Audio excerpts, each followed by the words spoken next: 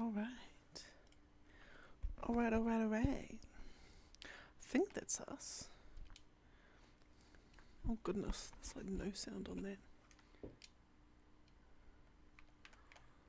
I'll try and get my sound settings all good. 1 second.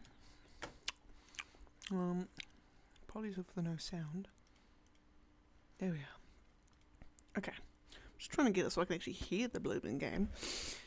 Anyway, welcome on. Oh, hold up. Ooh, there we go. Welcome all to. Oh goodness, there we are. Day 23. Right, we got it. Promise there'll be no more pausing. Anyway. Now, I have a delicious cup of tea. Fabulous. I have a chocolate and fudge? No, double, some kind of chocolate and some kind of fudge ice cream. Which I expect to collapse on me at any point because the cone, I could feel it crunching as I'm putting the scoop in. And the crunching generally means it's about to collapse on me. So at any point I need to be prepared for the, basically for this whole ice cream to fall into my lap. Which will be a fun time for all. But something that you must be prepared for if not only are you an ice cream fan, but also when I start my official cremier certification course. It will be in one of the it'll be part of the curriculum is how to deal with ice cream breakages, both in cone, bowl, and other alternative forms of ice cream enjoyment mediums.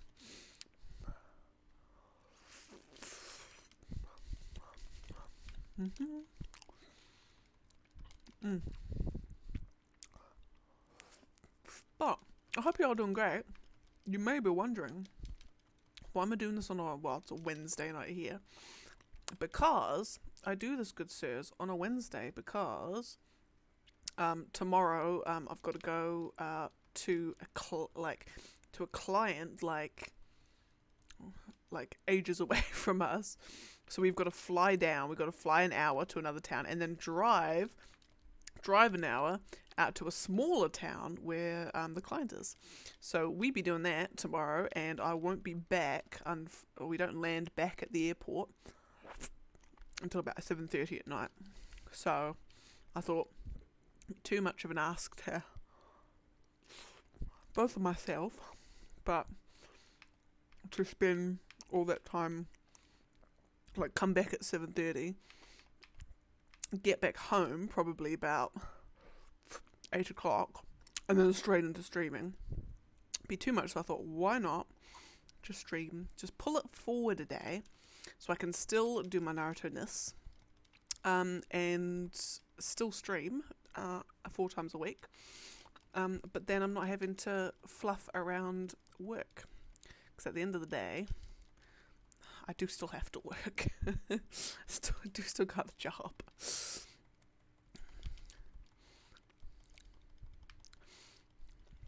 But yeah, so that is why I'm doing filming today, but Friday and Saturday and Sunday should be largely unaffected.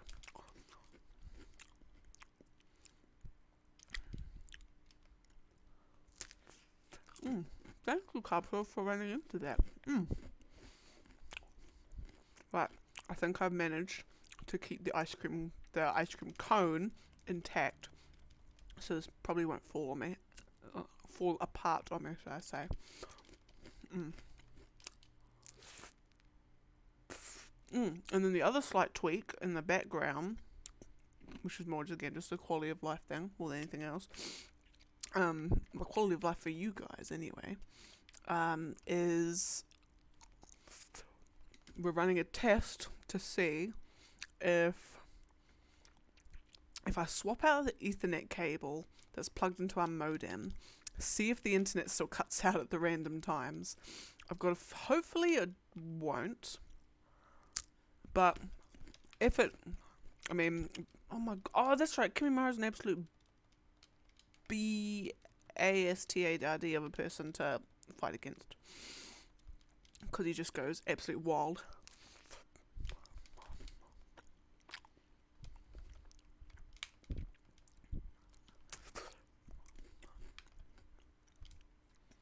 Oh my god. He's just absolutely relentless. Yeah, so, fingers crossed, the internet doesn't cut out randomly. Because even though the stream's only down for like, well, then again, I'm assuming the stream's down for probably like a minute, max. I'm hoping, well, I want to stop it from doing it, because it also means when it comes to the VODs that I've got on Twitch, it means I have to, they're like split into two, and it's just, that's not what I'm wanting. It's not a good time for anyone. Oh, green beans. I felt ice cream fall down in my lap. Oh my god, stop running away. Stop. Bruh.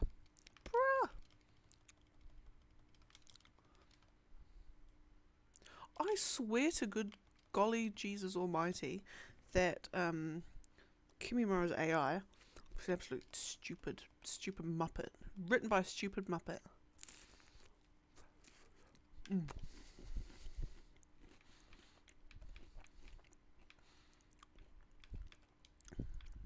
Anyway, so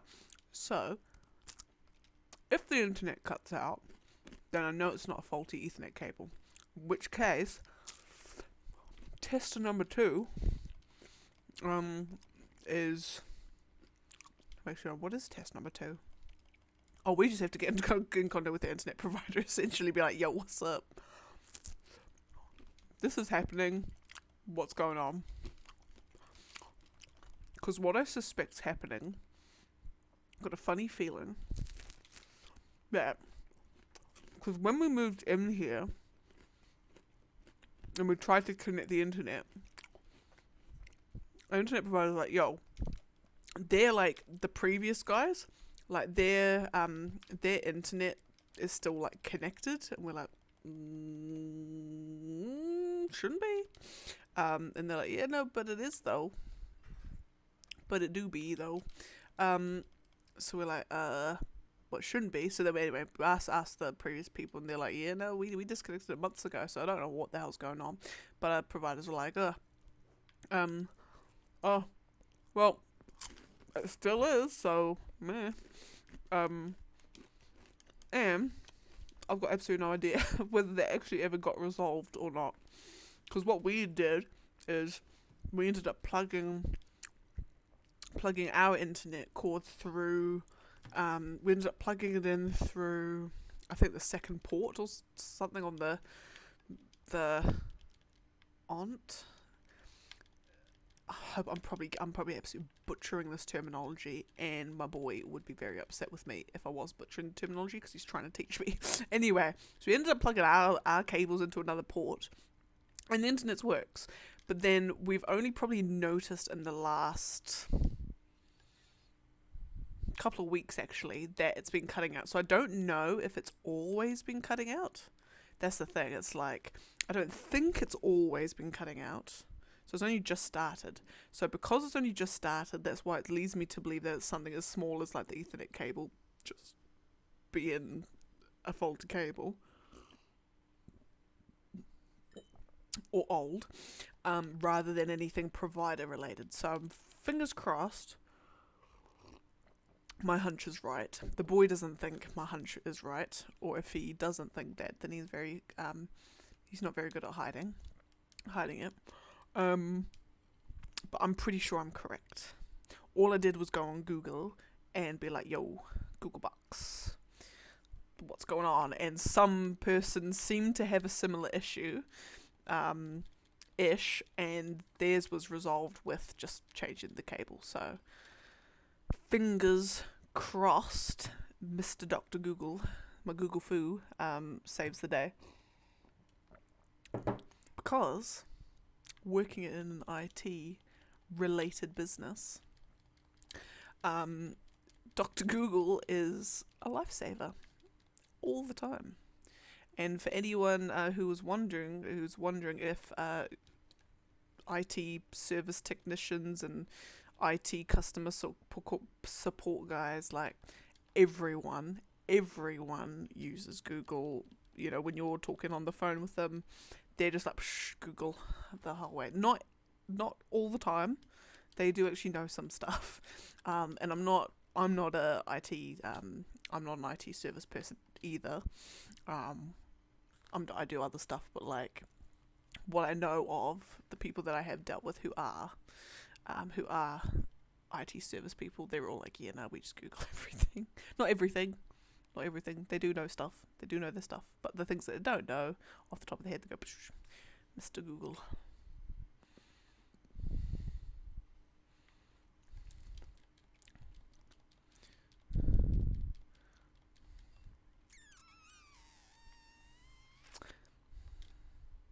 So anyway, so that was all a very, very long roundabout way of saying, fingers crossed the stream doesn't cut out randomly in the middle of this. Because generally I notice that if it cuts out, it's either like 40 minutes in or like an hour and 40 minutes in.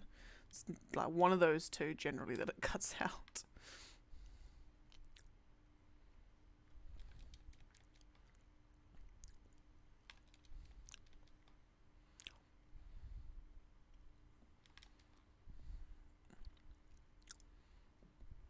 Right, and then I shouldn't dodge this. There we are. Thank you. Oh my goodness, dribbling.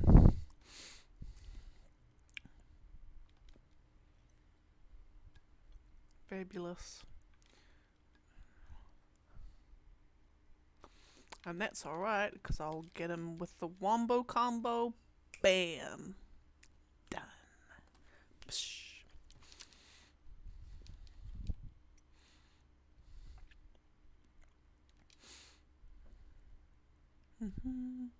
What do we... Oh yeah, just the reverse. Chuko in Naruto Sage mode. Fabulous. Oh, so me and the boy. So we've been playing. So we've managed to finish the story in Tiny Tina's Wonderlands. So we've now gone back to Borderlands 3, which we were initially doing on stream, but just the way that the house is set up, we literally don't have the cables in the right places and of the right length for us to be actually able to do it on stream again, because the boy, and his eyes. Essentially, it's his eyes. He can't really see on any screens. Like, if we try to do dual screen on like the monitor that I've got here, he wouldn't be able to see. So you have to use the TV. So setup's not conducive to that at the moment, but that's fine. So we're just doing Borderlands. Borderlands 3 just casually, but we've also decided we ain't doing this. We ain't trying to do any side quests or anything like that. We're literally just trying to get through the story because, coming back from Tiny Tina's back into Borderlands 3 is like, we just enjoy Tiny Tina so much more. It just like, in just terms of everything, I think it was a game that fit more into what we enjoy about games. Like, we're not the hashtag aesthetic. Like, you know, we're far more, if you had to ask us, are we more fantasy or like sci-fi realistic kind of, well, not really realistic, but you know, that sort of thing. You know, fantasy or Borderlands style, we'd be like, oh, fantasy hands down, like hands down. So I think it was just a bit like the source, like the material and just everything was more what we like. Bruh.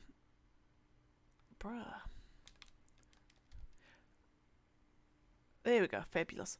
Yeah, so coming back there, and as well as just like just everything, I guess. The story we've enjoyed far more. The characters are far more likable. Like, my God, I have never wanted to punch a character's head in further than a bloody like Tyrene or whatever fuck her name is. She is the most annoyingly written character I've ever had the displeasure of having in a video game. Like, my goodness gracious, she just, like, cause me and the boy, we just have a thing, like, we just have a thing that we always talk about, hashtag quirky. There's ways that you can write a character and ways that you can portray a character that all you just think about is the person writing it. Essentially, you're just imagining the writer in the background, going like, oh my god, she's like her whole like character and her whole personality. She's just so quirky, She's she's different than other girls or different than other guys, and she's just like, they think that this is what a young millennial type person would act like if they were evil and they had superpowers, essentially. And it's frustrating and it's annoying and we're over it. So we're just not enjoying. Like, you could say, I suppose if we're enjoying anything about Borderlands 3, I think it's just the gameplay, I guess. Gameplay's fun, but story, characters, all of that, we just want to get through this, please.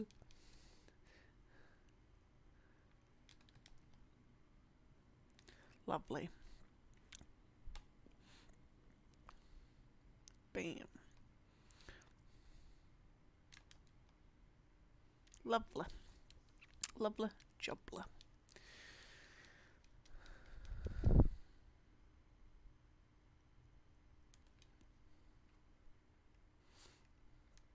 Yeah, so we're getting through that at the moment. And then I think on the side, because what have we got? Playing Pokemon Diamond on the side. Brilliant Diamond. And then I've started Danganronpa 3, V3, because I played, if any of you are into, like, Japanese, I guess, they're the main visual novel peeps, like, murder mystery, like, typical Japanese wackiness, I guess, all that sort of thing, then it is a very good game series, I must say. So I played the first and the second one, thoroughly enjoyed, and started playing the third one, and it's just, it's so good, so good. But if you don't like reading, it is not the game for you at all. Or then again, I suppose it's just part and parcel of what visual novels are, I guess. Lovely. Yeah, I think a lot of people get into visual novels, or they're like, oh, I'll just check this out, and they don't realise just how much reading.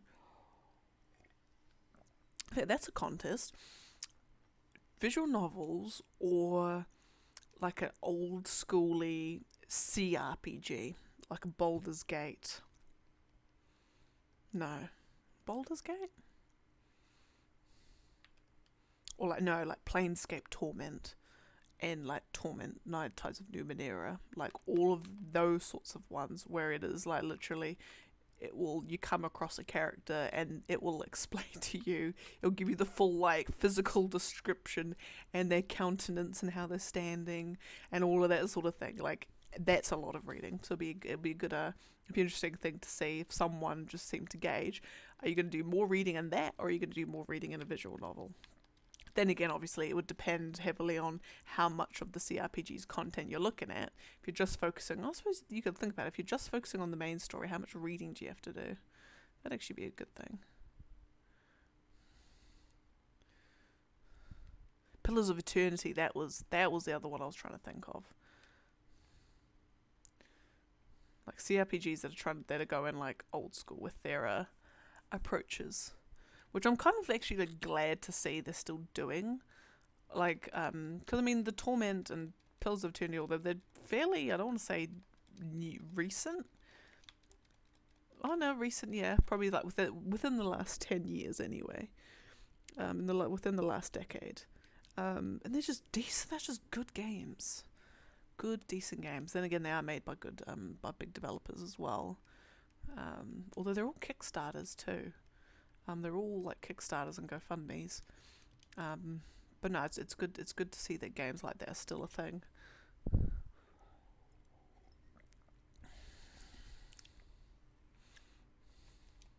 Like I wonder how long, how many tens of years is it going to take for video gaming just as a as a medium is fully virtual.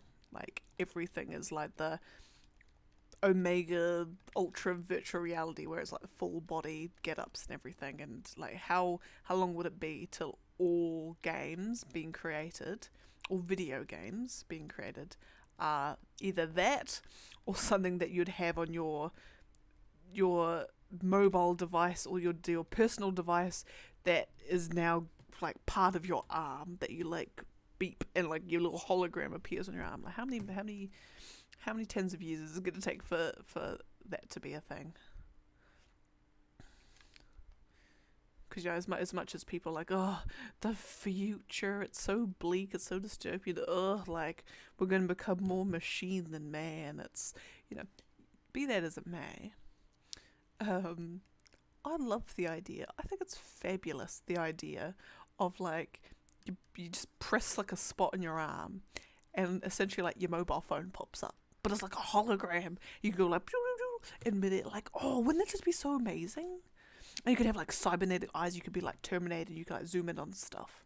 It'd be fabulous. I would love it. I would love it deeply.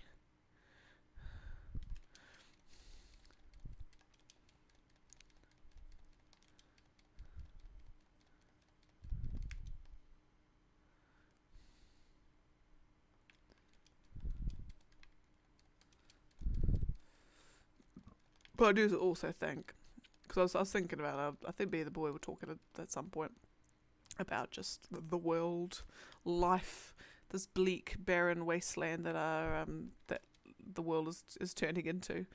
And I was thinking, like, what would it take?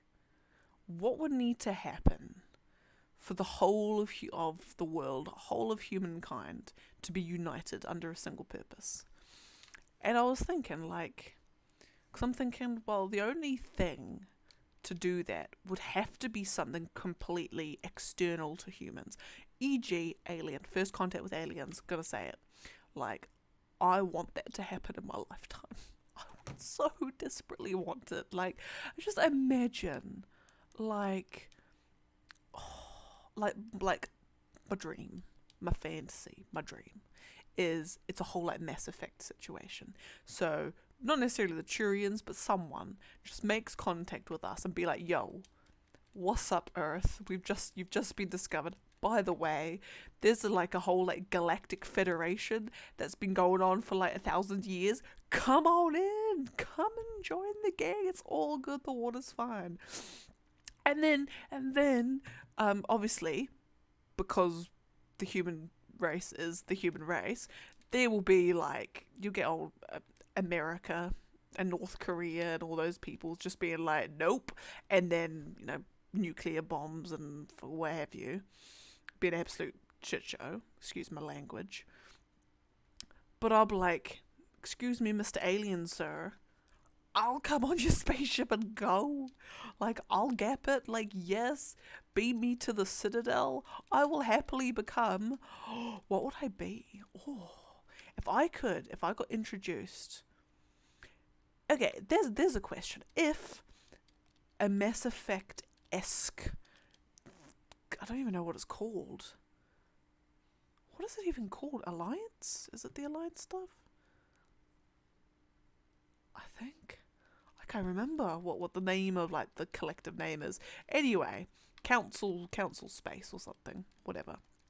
Anyway, if that existed and you got taken aboard and essentially your life begins anew when you set foot on the Citadel, you could have like any job.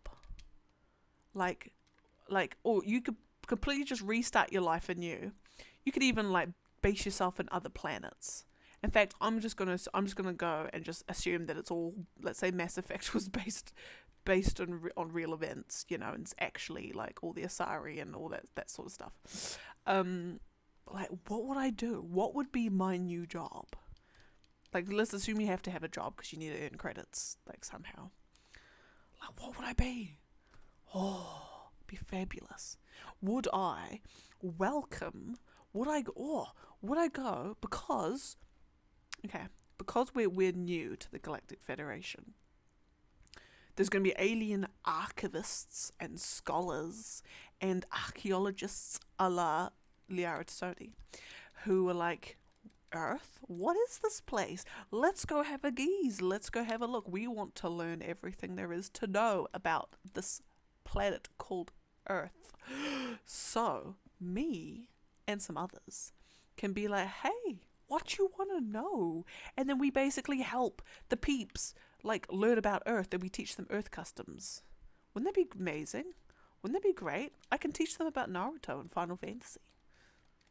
I'll just be the video game one. I'll be like, yeah, there's this game. It's called Final Fantasy 7 Remake. It's so good. Oh my god, God of War 2, you'll love it. You know, and Elder Scrolls, absolute legend. On The Witcher 3, like, masterpiece. See? All of these things. It'd be so cool. I would love that. The other thing I would also like is... what else would I like to be? I would like to have superpowers at some point. So basically I'll scope out... I'll basically be like the whole like shifty, like talk to people and get connections kind of person. And then I can be like... Who was I just playing as? I was just playing as Sugetsu, wasn't I? Yes.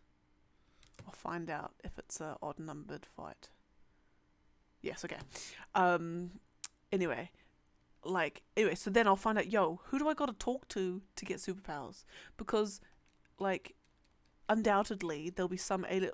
Screw it, I'll just go and be like, yo, Asari, what's up? How do I become, like, a, bionic? Like, tell me. Is it bionic? Biotic. Not bionic, biotic. Like, yo, how do I become it without, like, giving myself brain cancer, essentially? And they'll be like, yo, here's what you gotta do. Or I go and find, like, one of those, like, alien species that has, like, they're all, like a monastery where they, like, study the ways of nature. Essentially get the Force. Like, I want to be a Jedi. That'd be amazing. A grey Jedi, though, because I still want to kiss my boyfriend.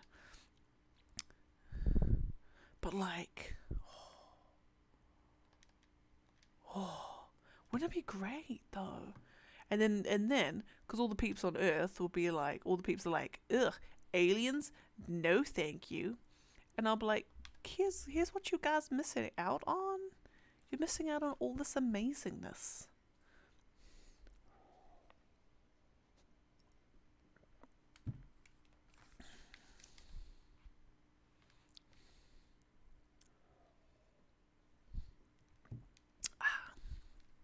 But yeah, so essentially would it be that if we made first contact with aliens, it will be the first time a something external to humans in general, you know, that the human race is faced with it. So you would think and you would hope that we're united in a singular purpose to investigate this brave new land, brave new worlds that we would be subjected to. You know, the Turians or whoever we make first contact will get absolutely nuked to all hell. But I'll put my hand up and be like, before you open fire on all of us, I'd just like to say, I think you're pretty rad. Can me and my boy come along with you? Because that'd be pretty cool.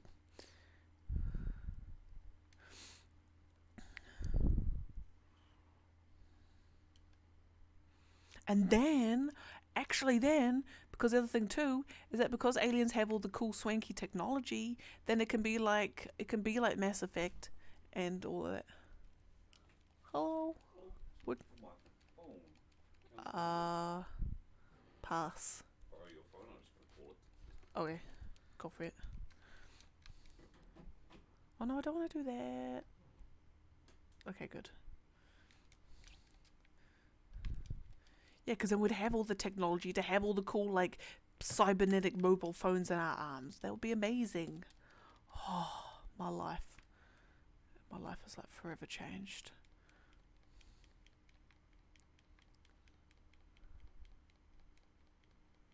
Right, come on. There we go. Lovely.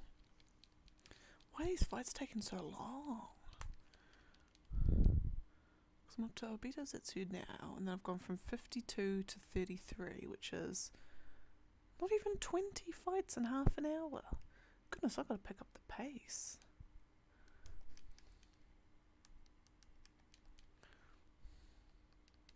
I'm also getting rubbish people that take really long to do anything. Or is that just me? I think that might just be me.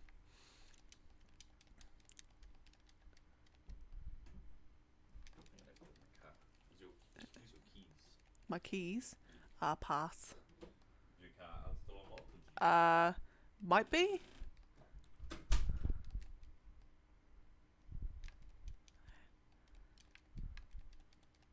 Bruh. Bruh.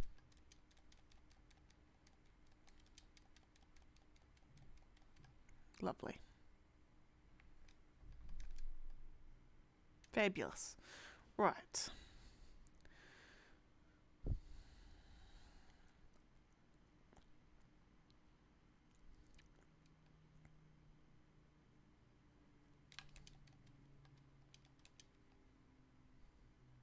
Right, gotta do my chakra.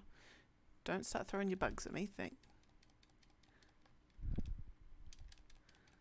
Oh, come on. There we go. Right, now I'm just gonna cheese. There we are. And I'm gonna cheese again. Oh, no, maybe not.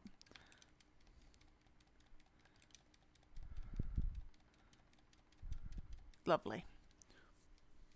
Jubbly. Okay, now we're Kankuro and Yagura.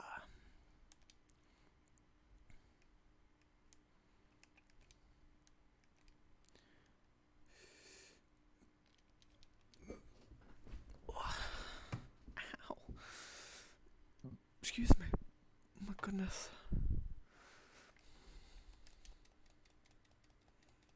Of course, get blimmin' Kankuro, the bane of my existence.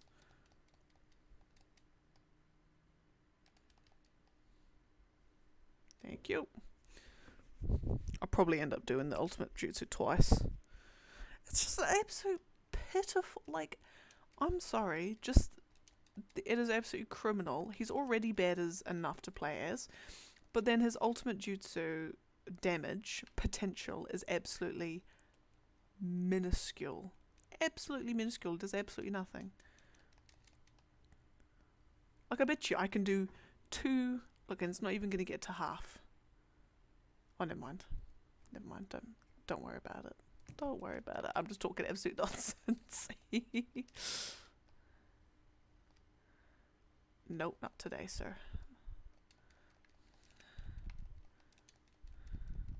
Right, now I've just got to get him in a wombo combo. Oh, come on. See, and that's the other thing that frustrates me about puppet users too, is that they just chakra dash in and that's it. That's your puppets done. They're like gone until either you substitution or until they decide to wake up. It's just rubbish. Absolutely rubbish. Oh my god.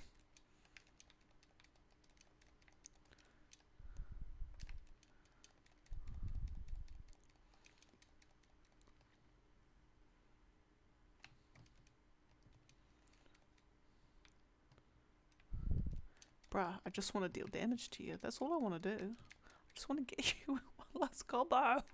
Please. Bruh.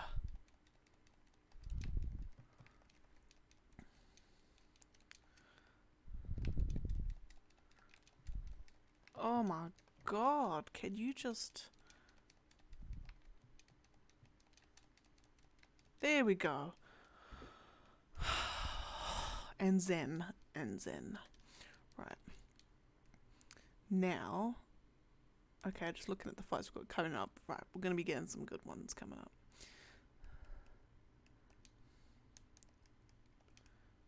Have to get rid of these useless people right at the start. It's not even right at the start, so it's over half an hour in. Ugh.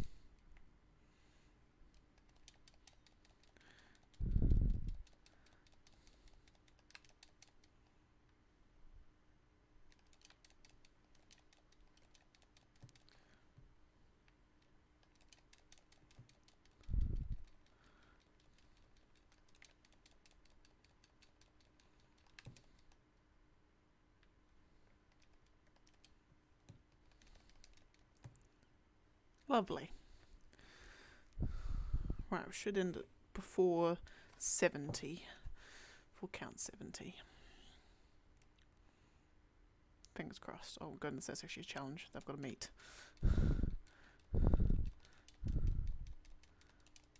So look, I've just chakra dashed in, and his puppets are all just chilling on the ground. Oh my goodness. I can't be. Oh, there we are. Oh, I was like, I actually want to beat that challenge. Just sit for myself.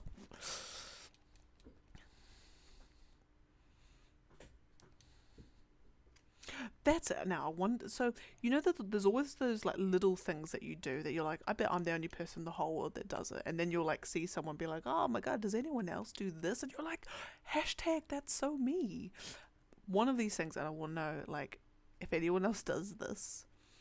I've got a feeling it's just me. So imagine you're crossing the road. There's a car coming, or even like, yeah, you're just crossing the road, and there's a car either approaching you from behind or to the side or what have you, that, you know, far distance away. Do you ever have this like, this thing when you're crossing the road and then the car's like nearing to the point where it's going to pass you, either like coming from behind and going forward or whatever, that you feel like you almost like there's a particular, you either have to hit the pavement on the other side of the road, or there's a particular spot on the pavement that you need to have like put your foot on by the time the car passes you, if that makes any sense at all. Like imagine, yeah, I mean, I don't even know how to explain that any further actually, but I just always have this thing wherever I'm crossing the road and there's a car like sort of a little, you know, little bit of a distance away, I'll hear the sound of it like approaching, and then there'll be like whether it's like a particular crack on the pavement, or there'll just be like a particular part of it that I'm like, I want to see if I can try and like, without running, you know, I just have to briskly walk. Can I reach that part of the pavement before the car behind me passes? And it's just, I get this weird like little like, not like a tingle, but like a weird like feeling in my tummy as well, like kind of like I'm like tensed up, and I actually no, that makes it sound weird. That makes it sound like I'm taking that way too seriously. But yeah, I just get this weird like feeling in my tummy when I'm trying to do it as well. Yeah.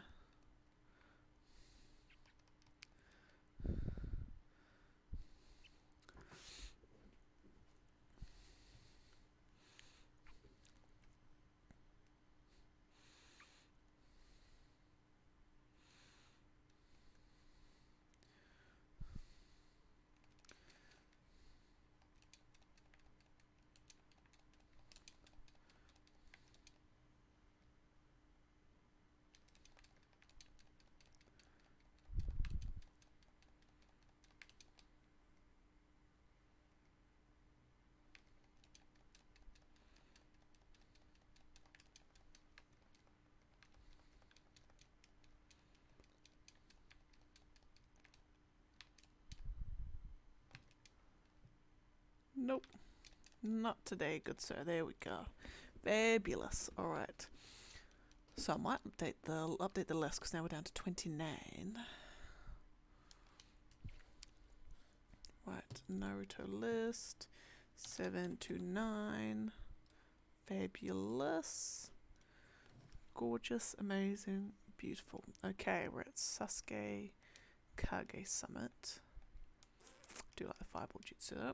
And then Darui. And I cannot remember whether these two fought or not. I don't feel that like they did. I know Darui was around, but I can't remember if he was fighting like Suigetsu or Jugo or something. Lovely. Catch him while I can. Beauty.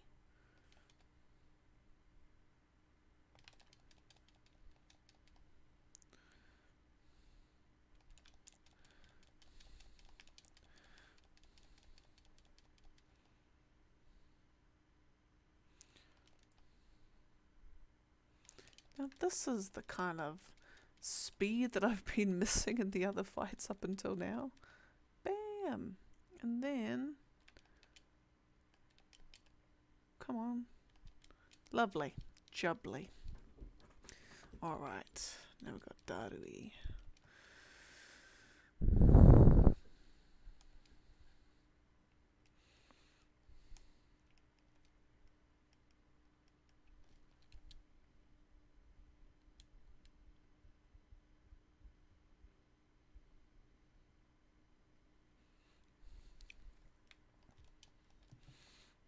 Oh, also, while I remember, so last time we talked, last time I was here, I was going to be practicing my ambrosia cheesecake for my bake off in a couple of weeks at work.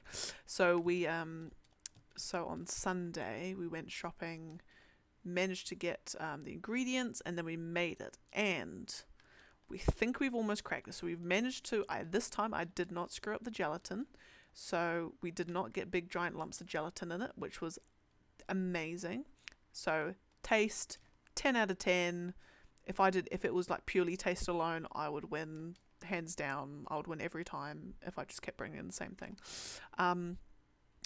But we think because there's cream cheese and whipped cream and yogurt in the mix, the boy thinks that the mix is still too like wet, so it kind of, once you cut into it, it doesn't hold that shape. It doesn't hold it. Just blah onto the plate. But then obviously the rest of it, like the rest of the thing, from the main body that you're cutting from, it's still intact. So it's not like the whole thing's just an absolute gloopy mess. But as soon as you cut it, it is. So we're seeing if we can try and rectify that. And so the boy thinks I need to put in less yogurt, but I'm thinking I need to put in double gelatin. So I think this weekend coming, we're going to try again, and I'm going to try it with the double gelatin, see if it works. If it doesn't work, and it's still a gloopy mess, because the next weekend will be like, we're making it for the realsies to bring it into work on the Monday. We'll have to try the less yogurt. We'll have to try the boys' way. But I don't think it, like, I've just got this feeling that it's not the right answer. I should probably ask my mum, actually. I should probably text my mum and be like, how do I do this? She'll probably be able to give me the answer straight away. I should probably do that, actually. But yeah, so we definitely won 10 out of 10. Wait, has he still got the... He still had the big bruise on his head. Didn't notice that. That's pretty cool. See, the little things I'm noticing about this game, and you only notice when you're playing it for like 1,500, 10,000 fights. The things you notice. Yeah, so anyway, so I think we've almost cracked the cheesecake. It is delicious. It is amazing. I'll have to flick y'all the recipe if you want it. And then, because the inside as well, because the problem is, so I've put in, so all the recipes that we find online, the inside of the cheesecake is only chocolate, like chocolate chunks and marshmallows, and then berries go on top. So what I've been doing is I've been putting frozen berries inside the mix as well. So I haven't been putting chocolate in the mix, but I've been putting berries and marshmallows. And I've got a funny feeling that when those frozen berries thaw, the additional moisture caused by that is also what's making the thing gloopy. So I think next time we're also going to try somehow whether I get like dehydrated fruit. That might be something to look into. Like if I get like dehydrated fruit and then put that in, or just something that's not going to add extra moisture in. Oh yeah, I've still got the bruise on my head. Well, now I don't.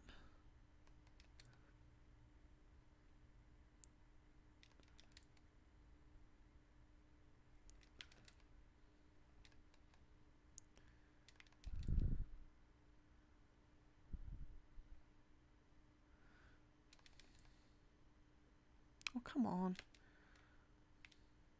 Right, strategy.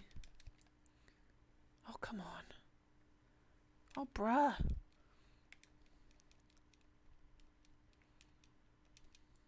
Oh no. Aruka's gonna beat me? Oh, come on. There we go. Oh. Yeah, anyway. Yeah, so we're gonna try. So I got one more practice chance and then the real thing. And I have to win because, so on Monday, I was sick, so I didn't go into work. But so they had the round of the bake-off that was on Monday. And so one person brought in gluten-free and dairy-free chocolate, double fudge chocolate brownies. Excuse me. Or vegan-friendly, should I say. And the other guy and someone else brought in, what did they bring in? A lemon cheesecake. That's what they brought in. So I'm like, oh, so from the pictures, I'm like, that cheesecake obviously looks heavenly. I am biased because I love cheesecake, but hey. And then the brownies one. So for 2 weeks in a row, the cheesecakes have lost. So then everyone works like, oh, like, you know, woe be to the next person who brings in a cheesecake. I'm like, beans. What if the next person who brings in cheesecake's me? Everyone's going to be like, oh my gosh, another cheesecake. We're not voting for that one. And then I'm going to be like, but my cheesecake's amazing. Like, my cheesecake, if my cheesecake does not redeem the cheesecake makers of the world, I will have disappointed myself, I'll have disappointed my clan, my family, everything. I might as well just hide. I'll just become a hermit. I'll just run from society. I suppose it's the double-edged sword of hyping yourself up at work, so everyone's expecting me to give like the most amazing, pristine thing. And they're probably going to judge me harshly as a result. Like, they'll know which one's mine, and they'll want to see me lose. I would hope they weren't. I would hope they stayed unbiased, but you never know.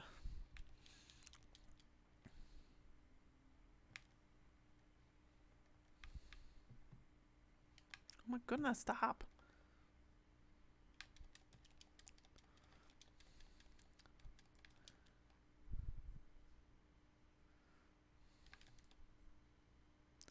Right. There we go. Fabulous.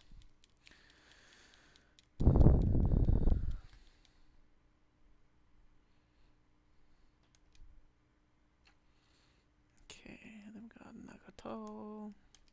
No, not that one. That one.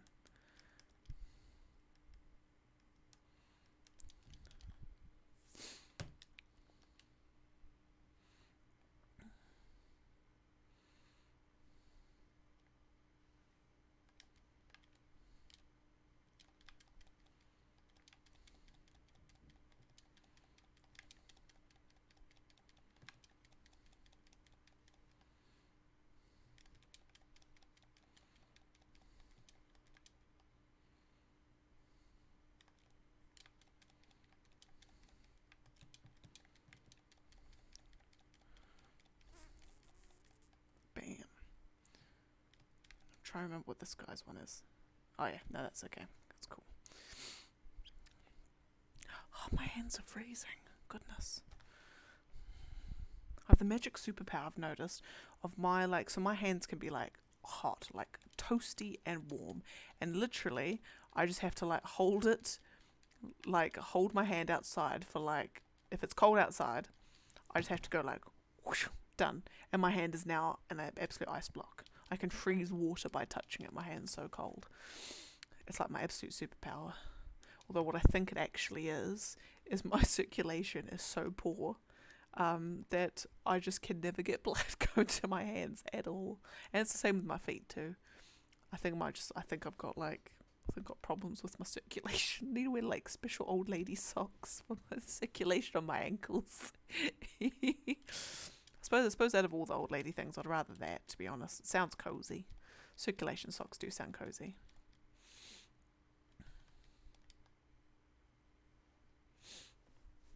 Ugh.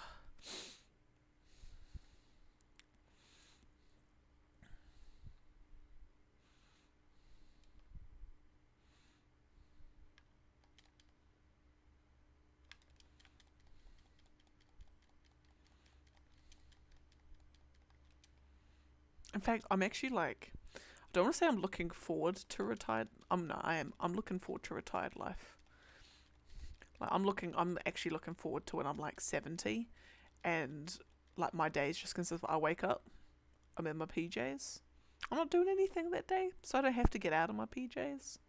I'd sit at home, I'd have breakfast, I'd make myself a lovely pancake breakfast, with a lovely cup of tea, and I'll go and sit in my cozy couch in my little cozy corner, get my blankets, got my plush toys, got all of that, just make my little cozy corner, have my cup of tea, do some crosswords, my little crossword book, play some, and then just, play some video games, because I'll be playing video games till the grave, doing all that.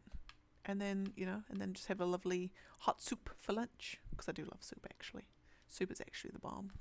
Have that for lunch, and then just chill, and then just go to bed in my comfy little bed with my cozy little socks. I just wake up the next day and do the same thing again. And that's it, and that's my life.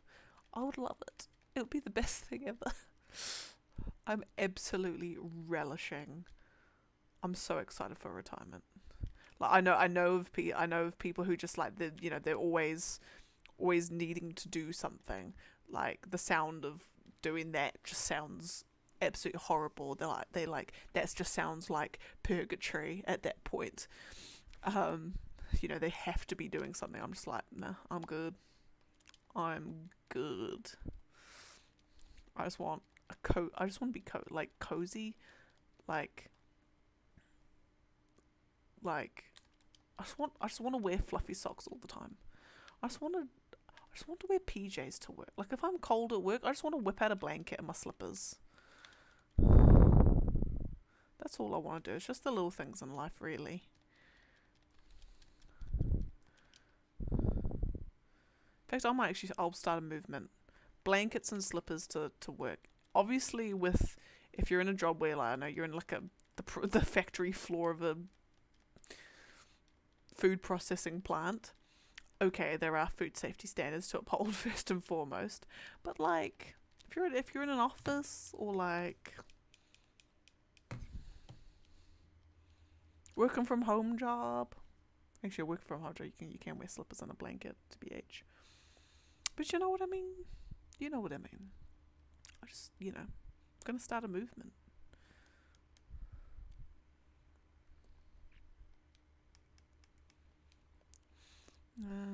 What are we? Naruto and second Mizukage.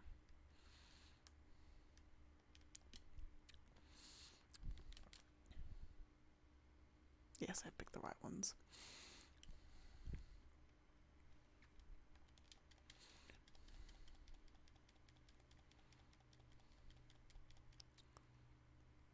Bam.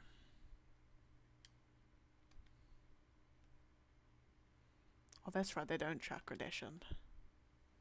Fabulous.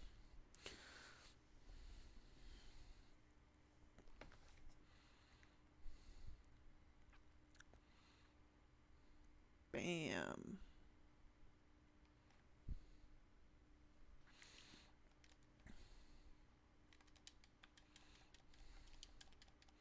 Oh, can I do the soccer ball? Because now I know how to tilt. I know how to do the soccer ball. Oh. This is a source of joy and pleasure in my life. I can do the soccer ball. I know how to do the soccer ball. But because he's a long distance character, it's not going to work. So I'm just going to do melee combos on him anyway.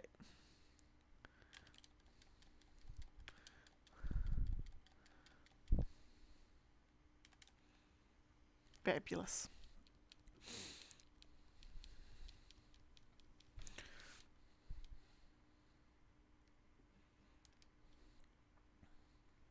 Right, what are we? Second Mizu. And we're going to do that one. And Naruto 6 Paths. Lovely.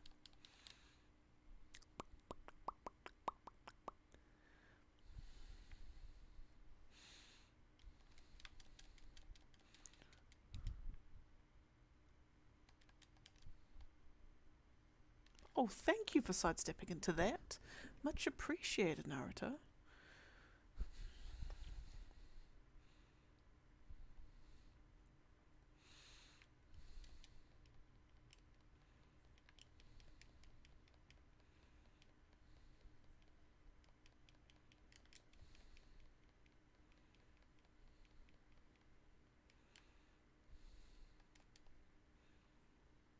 Thank you. And then we go again. Thank you. And then we go again. And thank you. Lovely. Just chill there, Naruto. Just chill.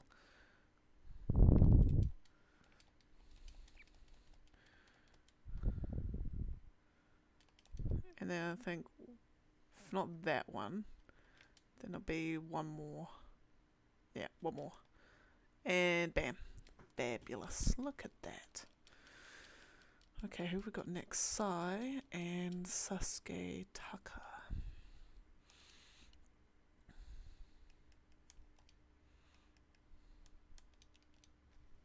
Fabulous. Alright.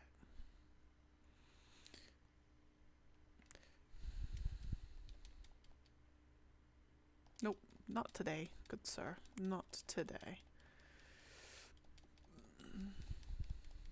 Oh, what's... Ah.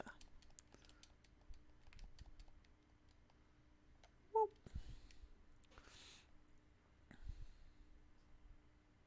Bam. Oh, the other thing too, which, am I ashamed to admit it? No, not really. No, I love it.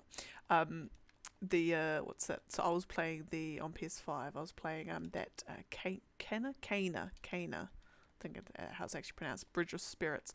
Like the chick who's got those little like cute little black fluffy creature buddies. Oh my goodness! So I finished it on. When did I finish it? Was it Saturday? I finished it. I think it was Saturday.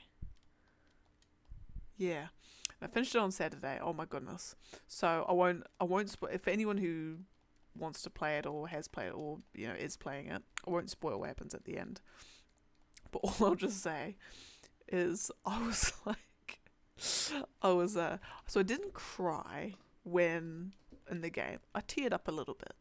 I did tear up. I did shed a tear, but then the boy was in here and I was like out in the lounge. I'm like, so I was I finished my game. He's like, oh, was it good? I'm like, yeah.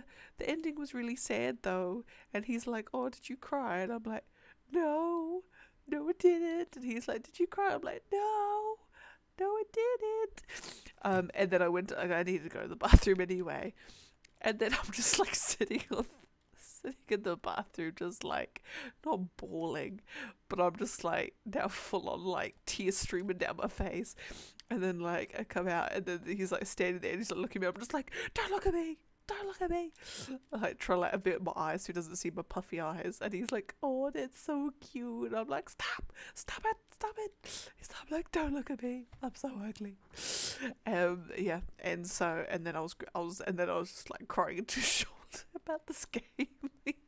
And it's not even like a particularly sad ending either, but oh my god, I'm such a baby. Like, I'm such a baby when it comes to like anything like remotely emotional.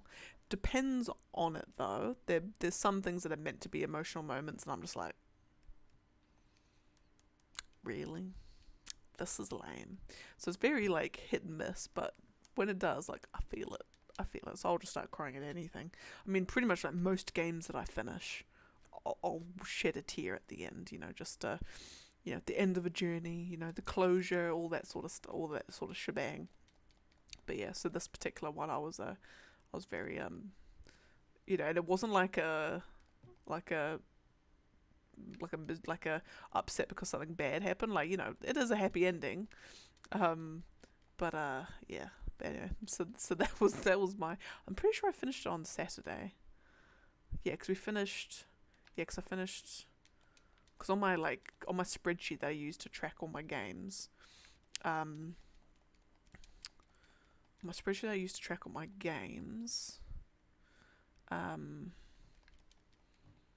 I trying to say?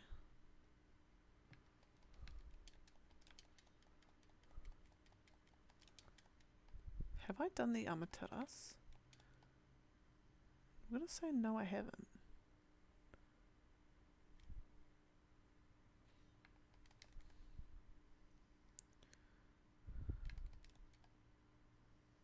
Yeah, on my tracker, I finished Kana on Saturday.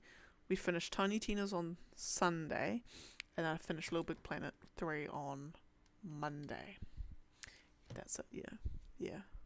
Or no, or did we finish Tiny Tina's on Saturday, and on Sunday I finished it. I'll check my thing. I think that's the proper way around. Yeah, because I've got because I've had at one point in time I had so many games on my backlog that it was just an absolute mish. A, trying to keep track of them all, and B, even trying to keep track of the games that I want to play that are coming up, and also the games that I've actually finished before, and to what level have I finished them. So I created I call it my gamey tracker, and I use it, so I've got all the games I've completed, and what I do as well, when I do complete a game, because I don't want to, I don't want every game I play just to be like a brain dead, not really paying attention, don't really have an opinion one way or the other. So with every game, I try and give it like a rating out of 5 stars. And it's my own personal, so this is like purely subjective. Like, I'm not trying to put any kind of pretend I'm a game reviewer, what would I say about this game kind of thing. It's purely like, if I think something is just hella cute, I'll say that it's thing. So I have to give it a rating out of 5, in terms of just my enjoyment.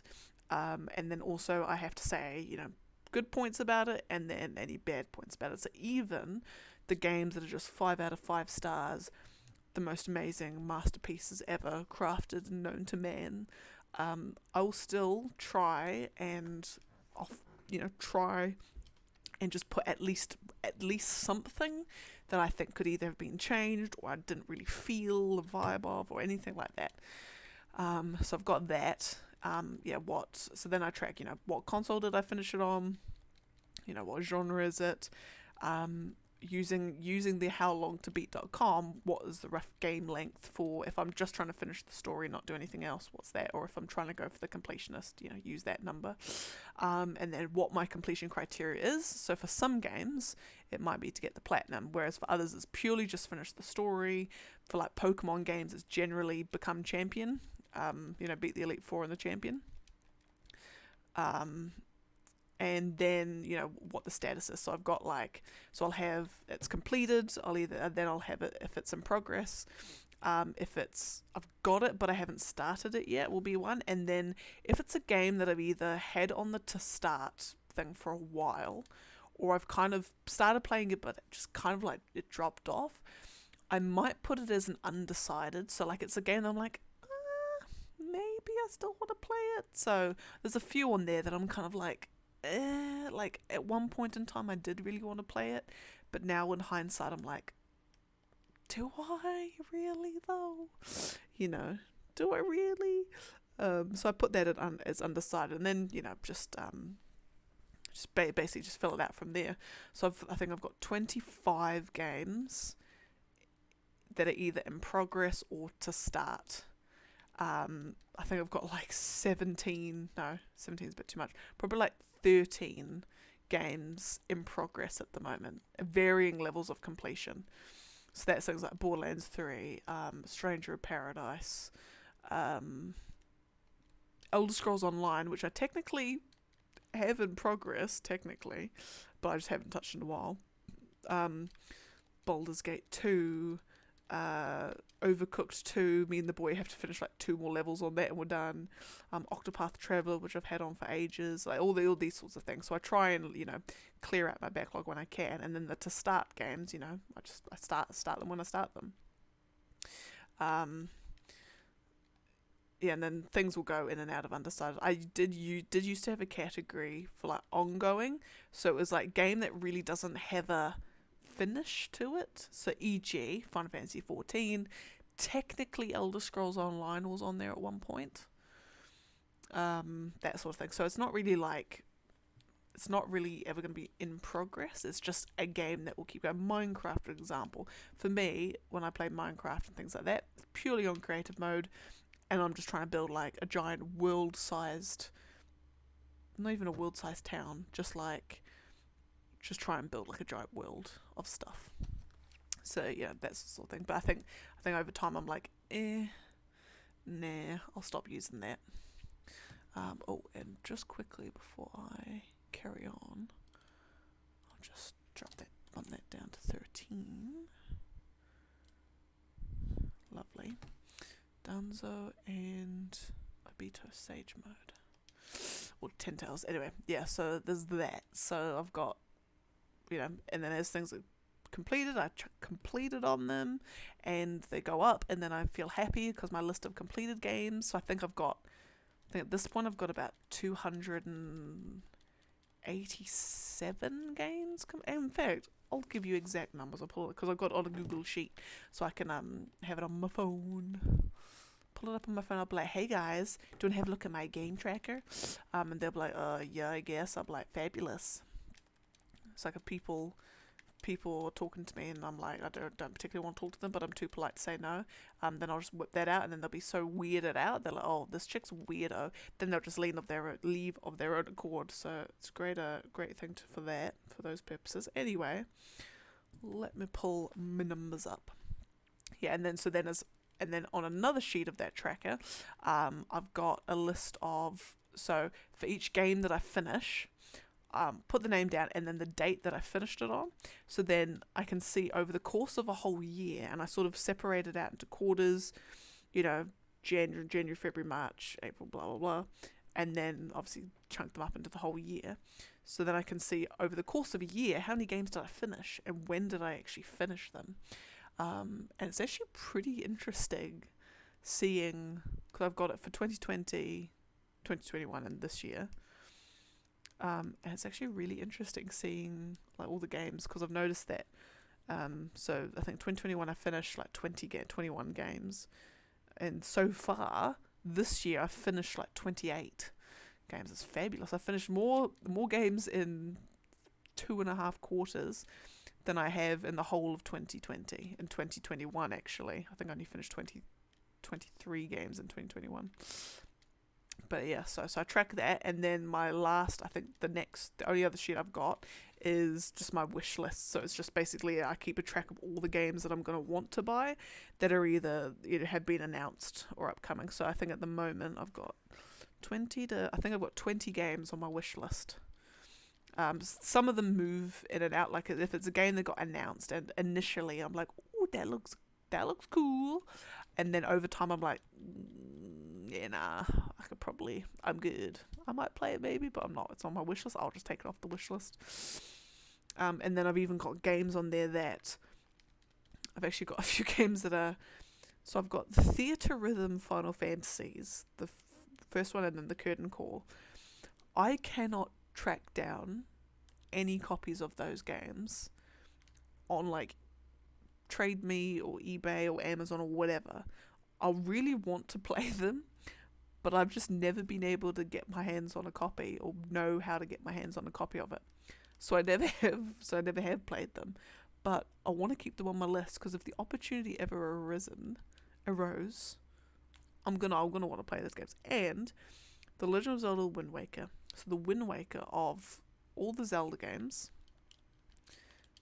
let's say of all the mainline Zelda games, and when I say mainline, I'm talking all the major releases, so no Triforce Heroes, no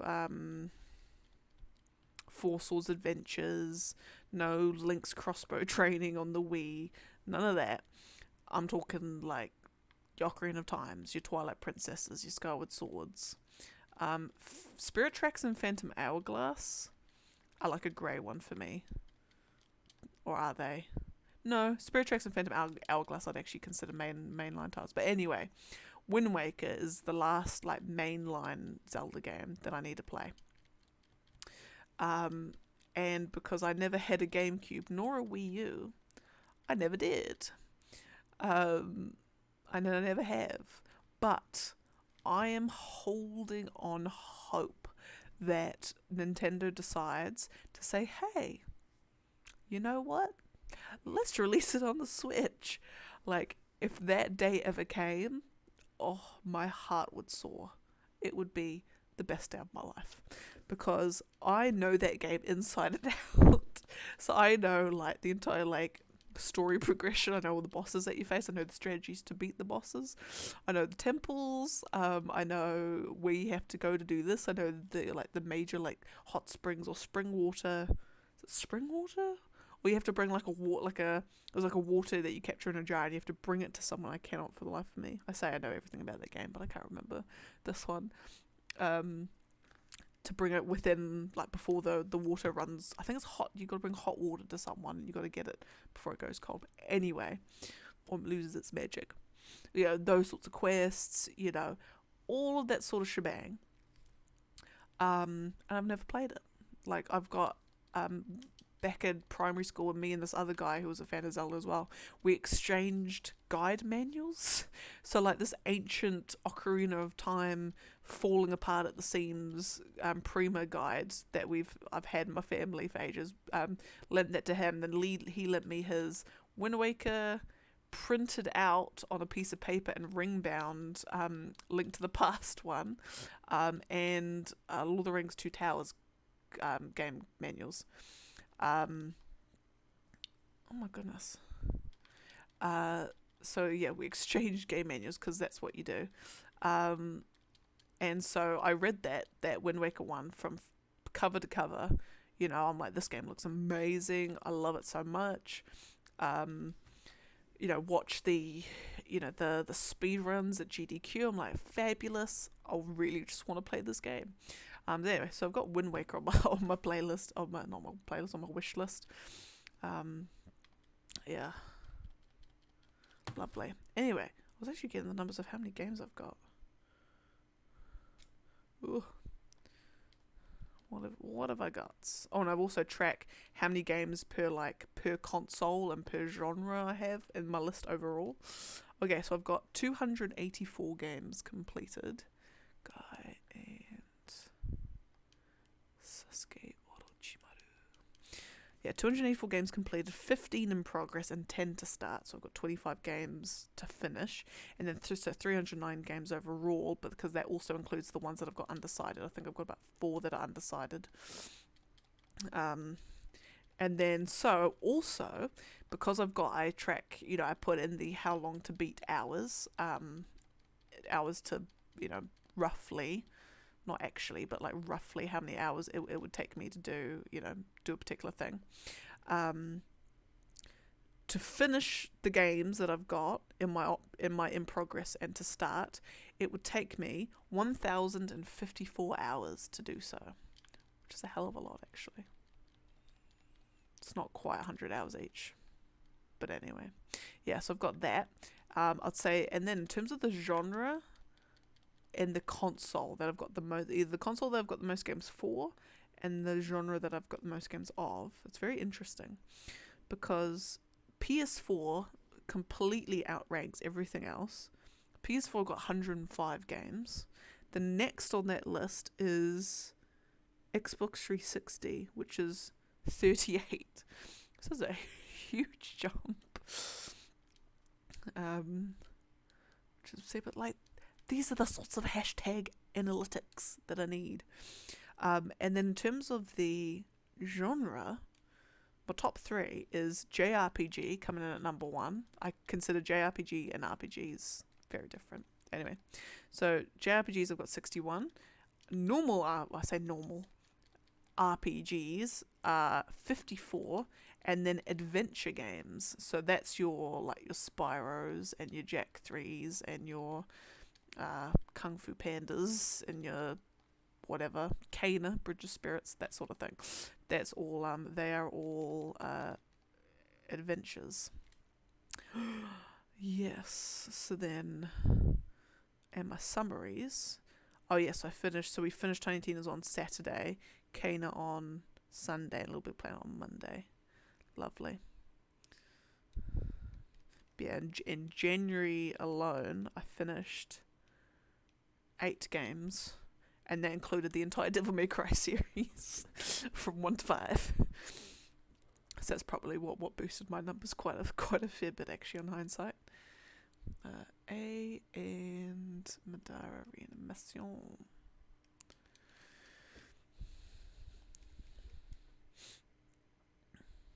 Yeah, compared to 2020, I didn't finish any games in January.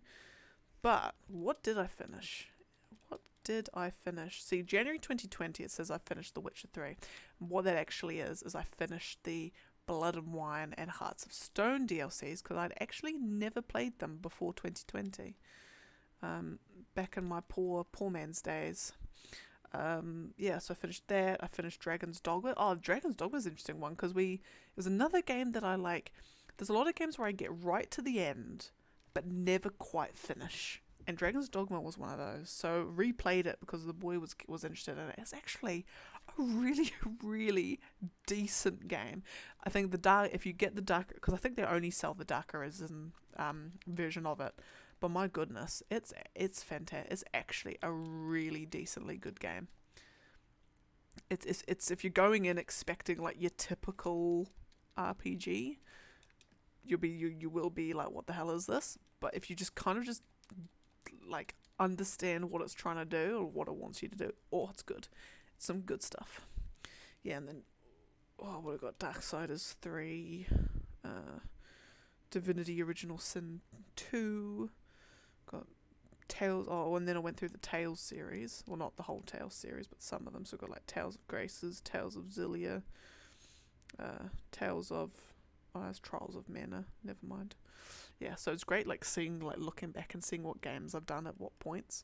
And then it's kind of like cool because you look at them and you're just like, that's right. I remember sitting and playing that game. Like there'll be like a particular memory that you'll have. Like for Trials of Mana, for example, I finished that on the 4th of January, 2021.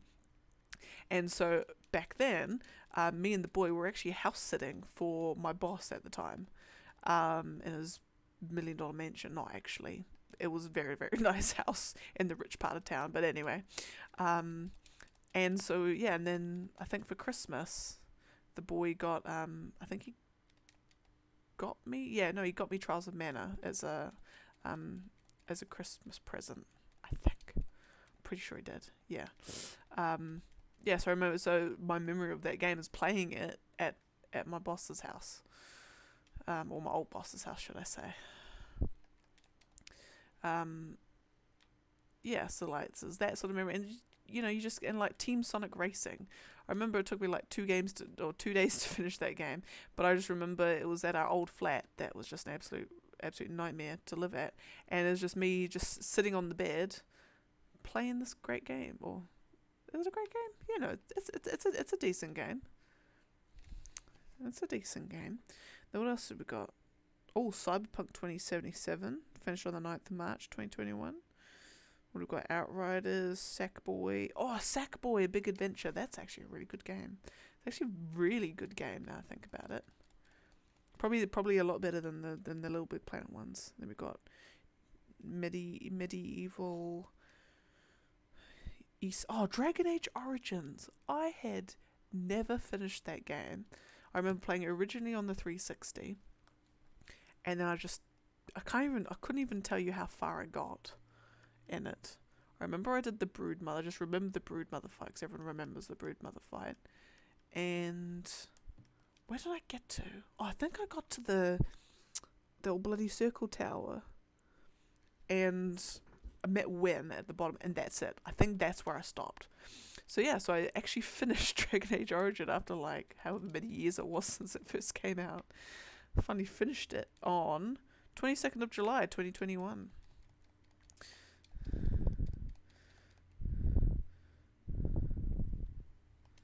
Yeah, and excuse me, because in this quarter, which is from the start of July, I finished 6 games.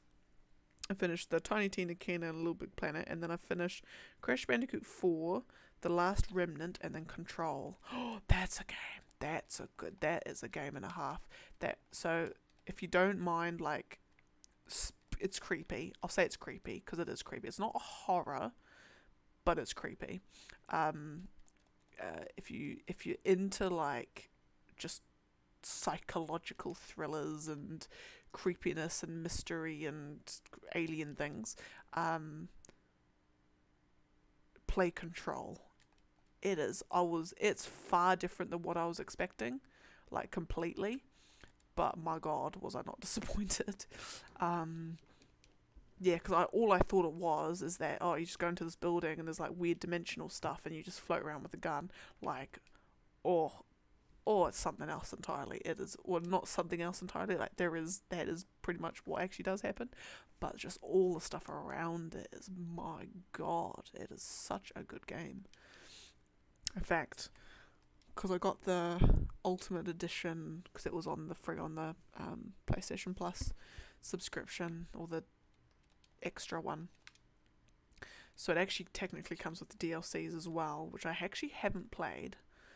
But now that I'm thinking about it, I might want to play them. Because my god, it's so good. Oh, it's so good.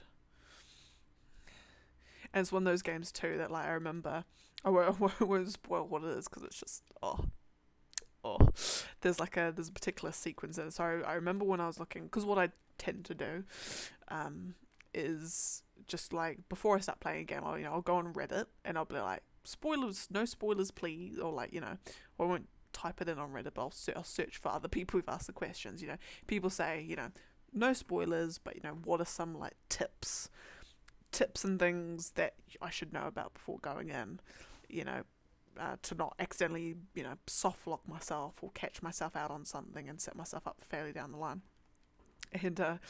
And so, read the tips, and then I just remember someone said, there will be a bit in the game where you're just like, yes, this is fantastic. And like the bit. And I'm like, ooh, I'm intrigued. But then at the same time, I'm like, well, what I think is cool will be someone else's meh, and vice versa. So, I mean, that bit could be anything. And, and there's like a few bits in the game where I'm like, is this what they're talking about? Because this is pretty cool. It's not like amazing showstopper, but like, this is pretty cool.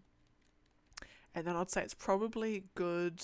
I want to say it's in the last third of the game, of the story at least, yeah. Straight away, like you could just tell when it starts off, relatively harmless what this bit is. And then you're just like, okay, I see it. Okay, I like what they're doing with this. Okay. And then it's just like, oh, I love what they're doing with this. And it's, I don't want to spoil it. But it's just, if you ever do play Control, you'll know exactly what I mean. All I'll say is, no, I don't even want to even say what's like leading up to it, because I don't want, because I went in never not even expecting, like, I never like knew, oh, it comes after you've done this, it will be after that, or when you get this item, it will be this, I don't want to give any indication about where in the game it is. All I'll say is probably in the last third. But of course, you wouldn't really know what the last third of the game is anyway, until you beat the game. You're like, oh yeah, no, that's bad in the last third. But yeah, no, it's just a very good game. Highly recommend it. Does get very creepy. Just the nature of what the story is about. There are creepy moments. For people like me, who get scared very easily, I would go so far as to say there are some scary moments. But that's just me. It's not meant to be a horror. So there's no jump scares. There's no nothing of that sort of nature. Like creepy lights flick. Oh, do lights go out? No, lights do go out. Anyway, yeah. So that's a good game. In fact, I just remember when it came out, I just feel like it's one of those games that like you knew existed, but I think it because I just had this feeling in my head that it was like one of those games that, oh yeah, it came out, reviews sort of was alright. It was kind of like maybe overhyped, or everyone was expecting it to be this amazing thing, and it sort of just fell flat.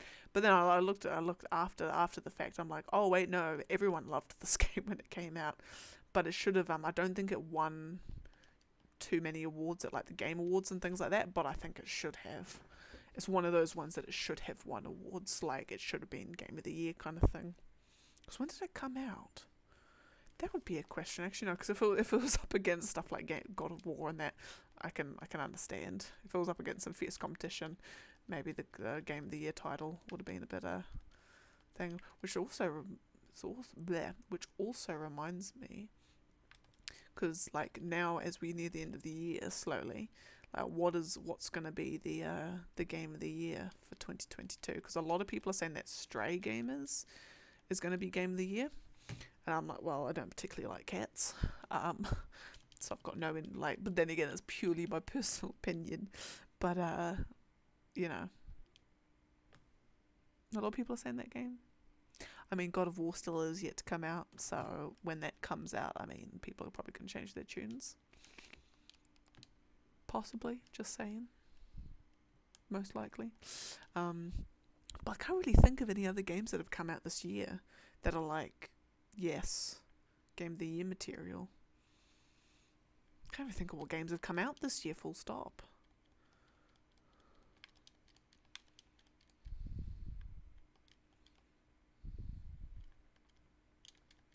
No, can't even think of what games have come out this year.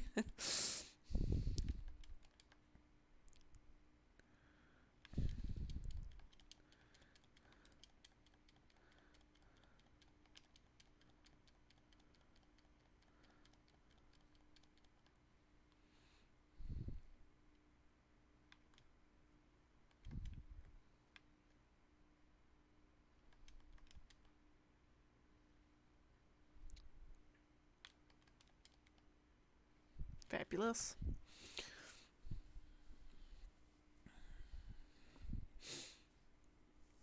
Ugh.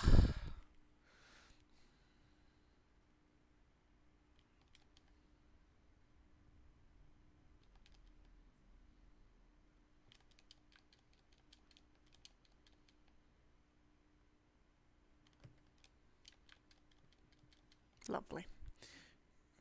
Jubbly. What other insights do I have on my list?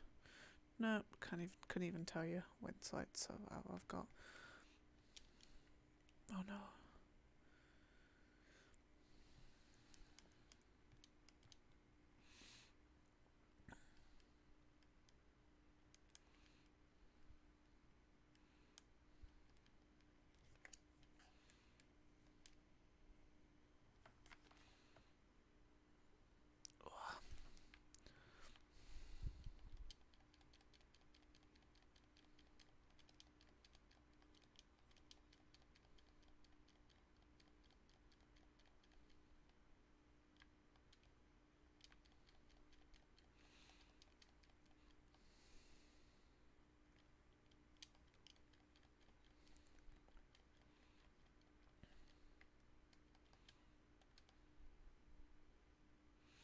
I might be able to if he. Ugh. Not beans. Ugh.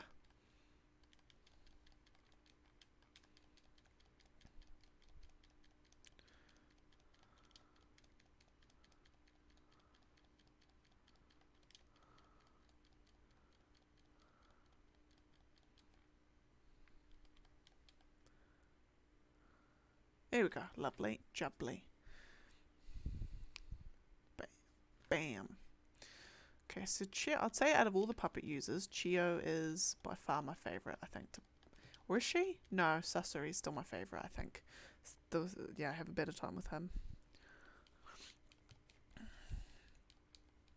Alright, what we got next? Young Tintin and Young Kunko. Oh, no.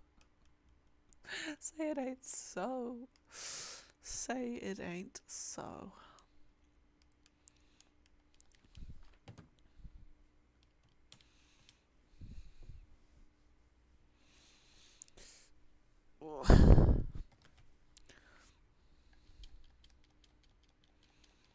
She does such awful, just rubbish.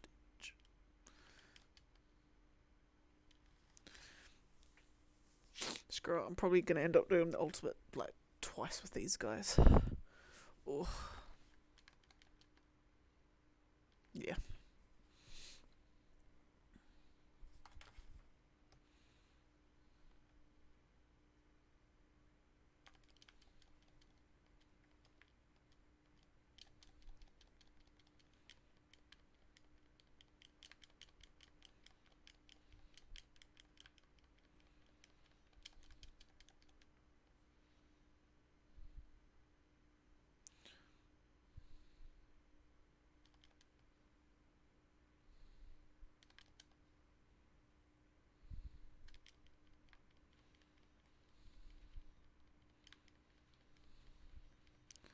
Hey, do you wanna like stop blocking?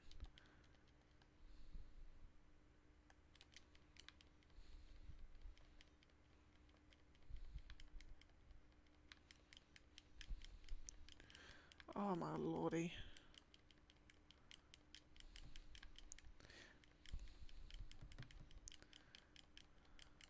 Okay, well at least her... There we go. Oh, goodness. Okay. A young conqueror. Ugh. Say it ain't so.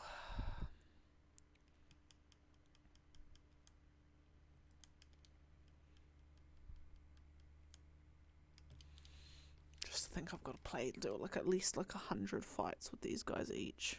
Ugh.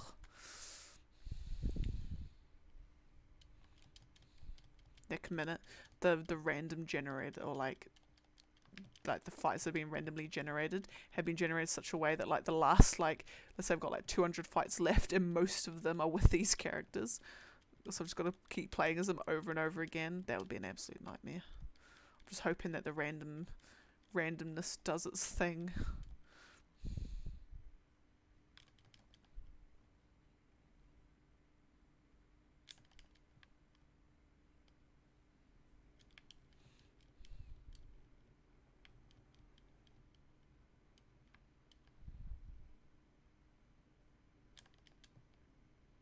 There we go. Right.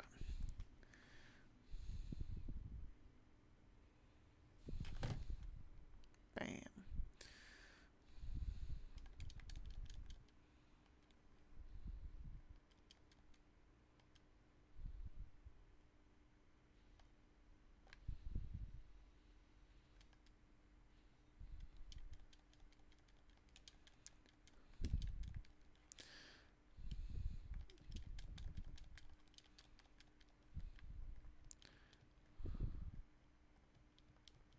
Stop.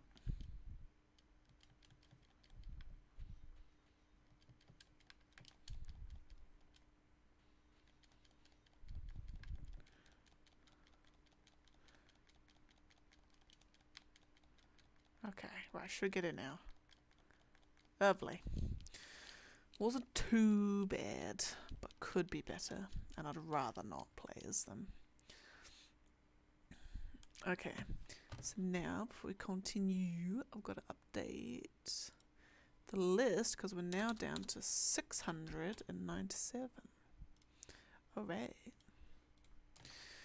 Now it's Sugetsu and Young Neji.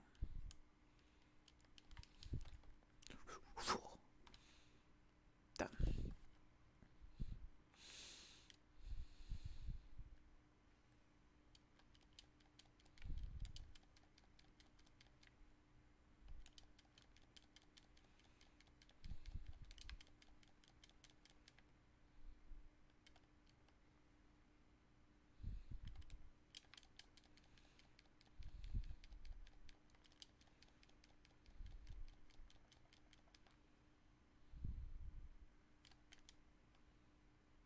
Lovely, and then I'm gonna get in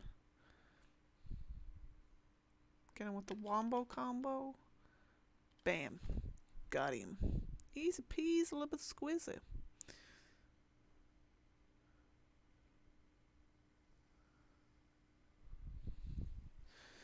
Bam.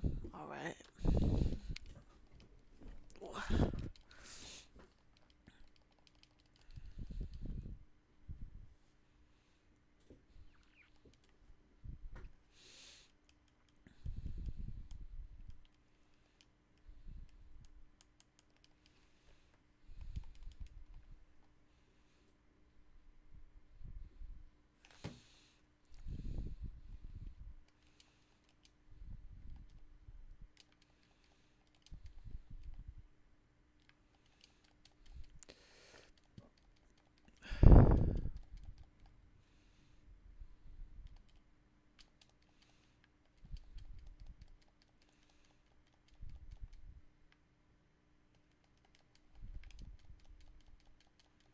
He hasn't used the substitution yet, and I'm concerned because he's going to suddenly unload it all at once on me, isn't it?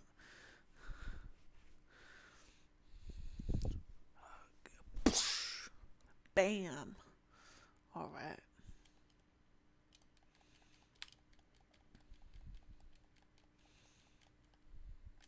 He has not used one substitution.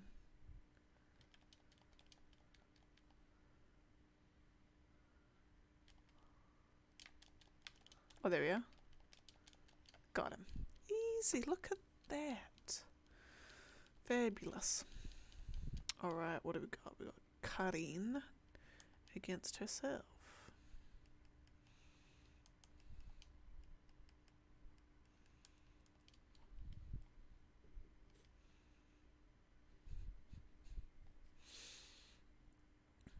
Oh, look at that. They could at least pick a better, like a more distinguishable outfit. Like, even though, I mean, oh, what? I mean, if you knew, if you're paying attention, you'd easily be able to tell which one.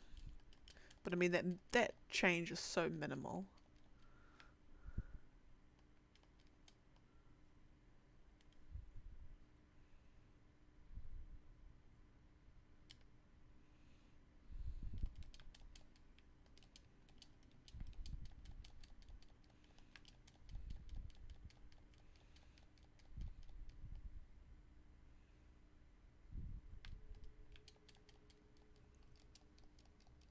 What the hell is that?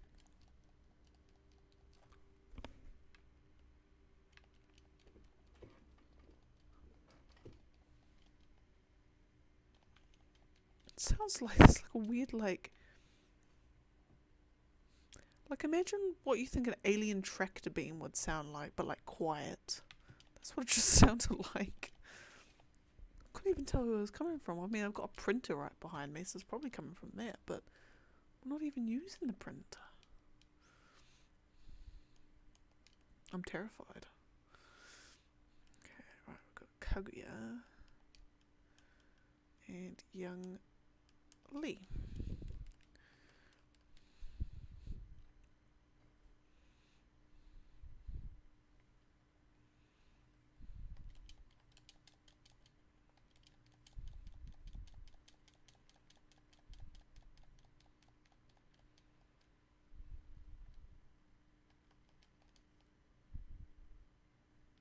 Ah, beans. There we go.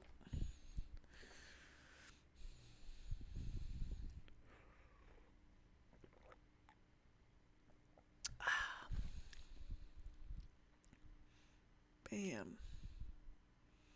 I still can't work out whether she does more damage with jutsu or melee or ultimates.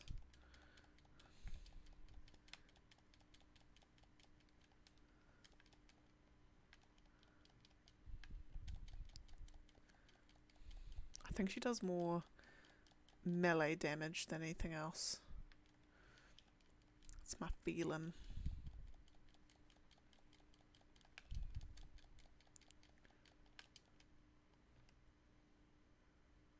Actually, no, I don't want this.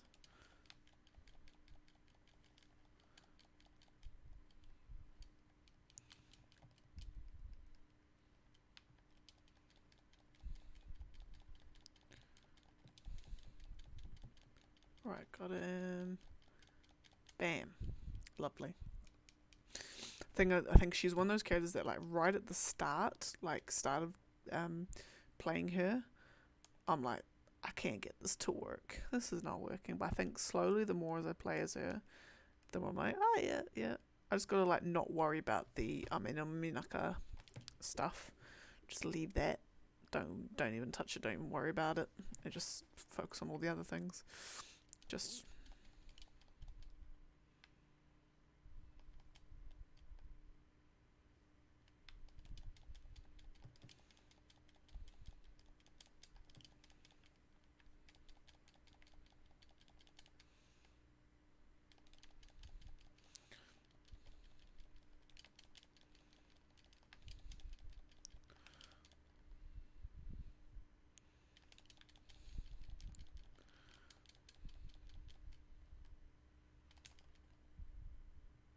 Fabulous.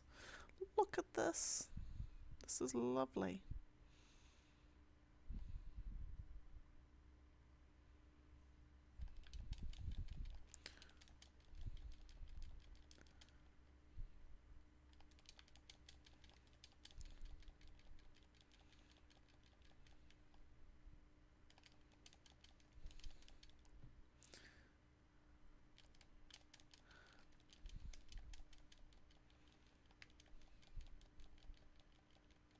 Fabulous.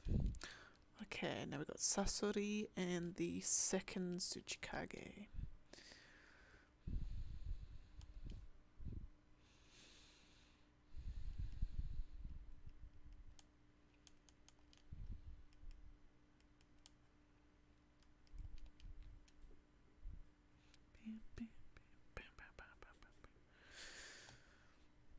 I think I'm gripping my controller so tight because my hand's really sore.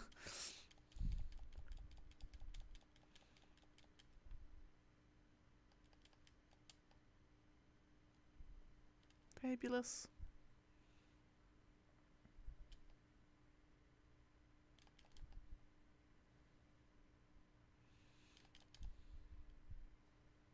Beauty. And then we just do that again. Oh no. Lovely. And then we do that again. Lovely. And then twice more. Or not. Look at that. Fabulous. We are just smashing through these fights.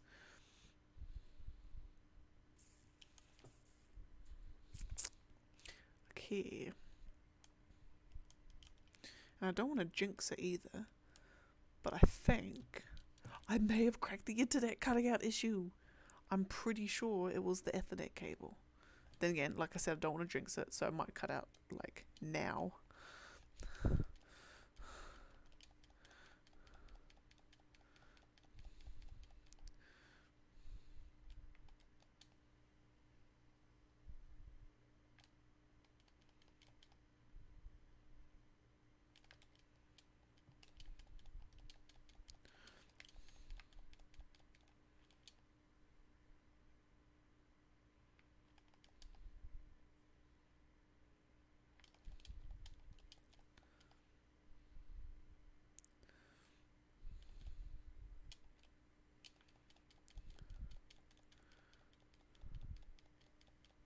Bam.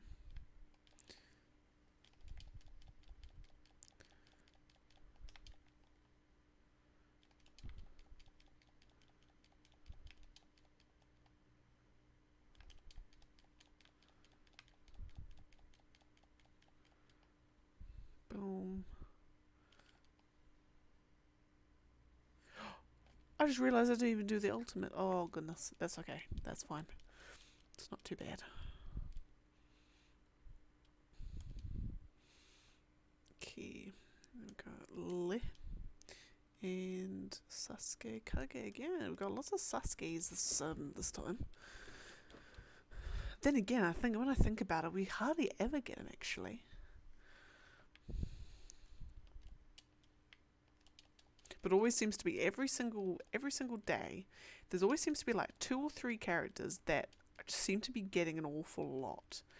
It's weird.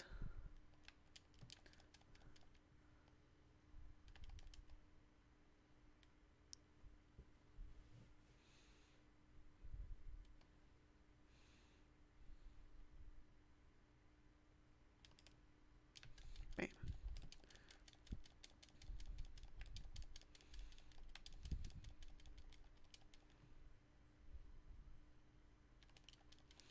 Lovely.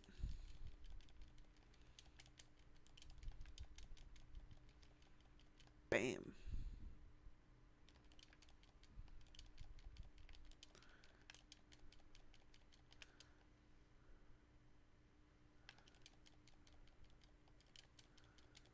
Fabulous.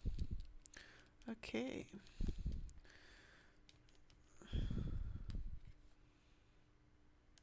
Ow. Ow. Ah. Ow. Do you ever get those? Ah. Like you're just sitting there. Ow.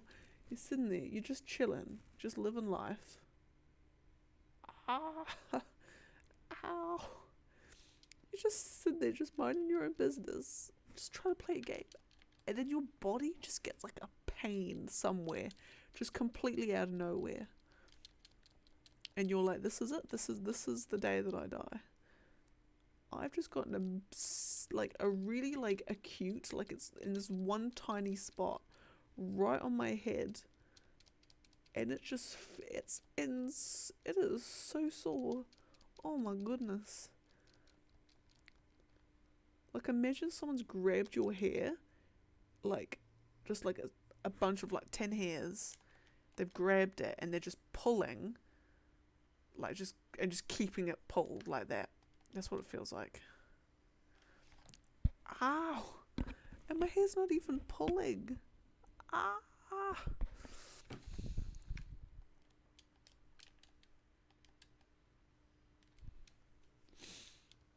Okay, yeah, it's gone down a little bit. Still a little bit sore, but seems to have gone down.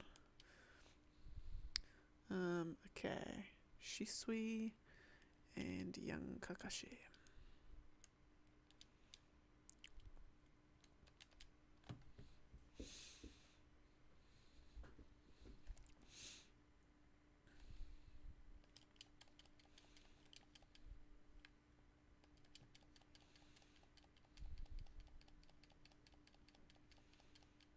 Bam.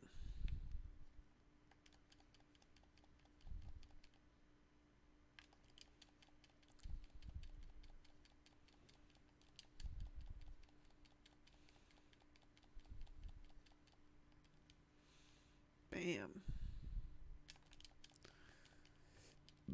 Excuse me.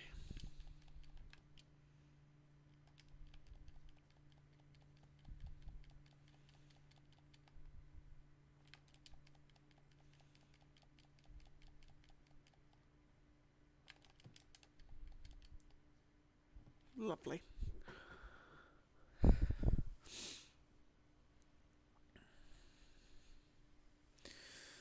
Oh, my hands are so cold. I'm just trying to think of more interesting things to talk about. My life is so interesting. Literally go to work. Like, my day consists of wake up at... Try and wake up at like 6:10. The last couple of mornings it's been more like 7:20.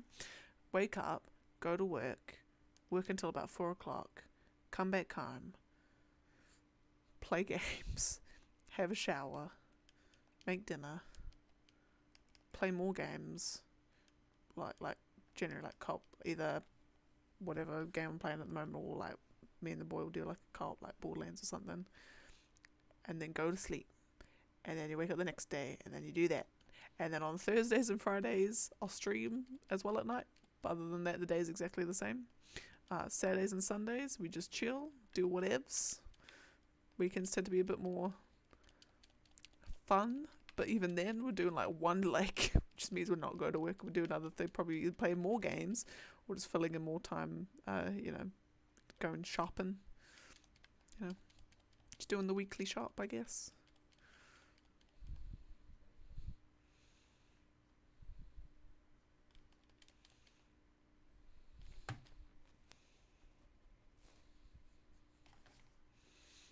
Bam.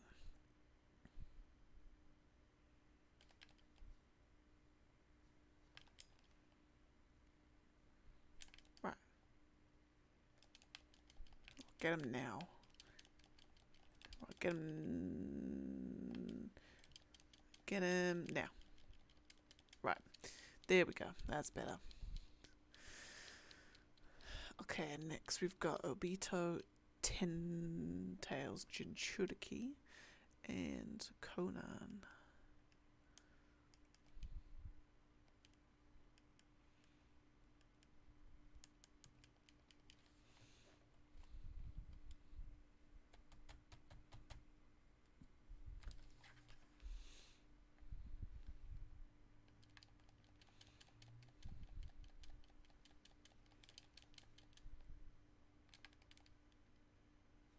Lovely.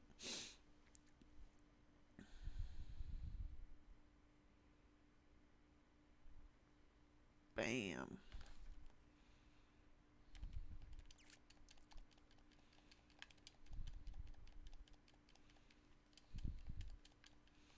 Actually, no, I did do.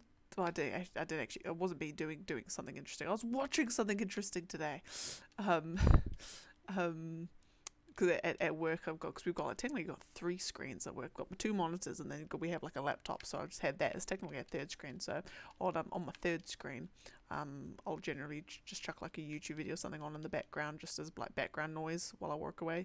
But so there's a YouTube channel I watch, Cracking the Cryptic, and it's a whole bunch of like Sudoku like champions, world champions doing just doing Sudokus and stuff, and they'll like show like strategies and try and work through it. And this one guy, oh my goodness, he's an absolute beast.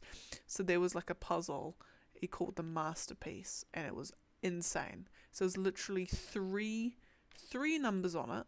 There was like only 3 numbers filled in, and the rules of it is that like in the middle 9 square, like the outer, so you got this very, very, very central square.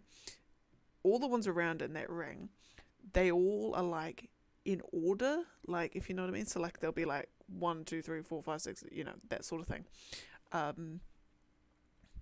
They'll all be in that order. So that's one rule. The second rule, and it was mental, is so you have that middle 9 square. So then you got the ring of the squares around it, and then you got the ring of the squares around that, and then the ring of the squares around that. So like, it's divided up into those things. They said in each of those rings, so if you just take the rings, if there are any 9s in that ring, or the way it was phrased was the 9s in that ring, the sum of the digits between them. So like, say you've got like a 9 in a ring, you've got a 9 in the top right corner and a 9 in the bottom left corner. The digits of the numbers, the sum of the digits, like in between like that and that, or whatever, between those, if you had to draw a line between those 2 9s on both sides, the sum of those numbers would be exactly the same. And it's the same with all of those rings. And that's it. And that's the only information you got. And this guy, oh my god, he's an absolute beast. Absolute beast. He said like his so on this channel, they get Sudoku sent to them, and they've that sort of thing, but they've got a whole bunch of like testers who just see, just do it and see, has someone just sent us a fake one that can't actually be solved. It's unsolvable, or it's just not very good, or something like that. These testers are like, we can't do this. It's too hard even for us. Like, we just can't do this.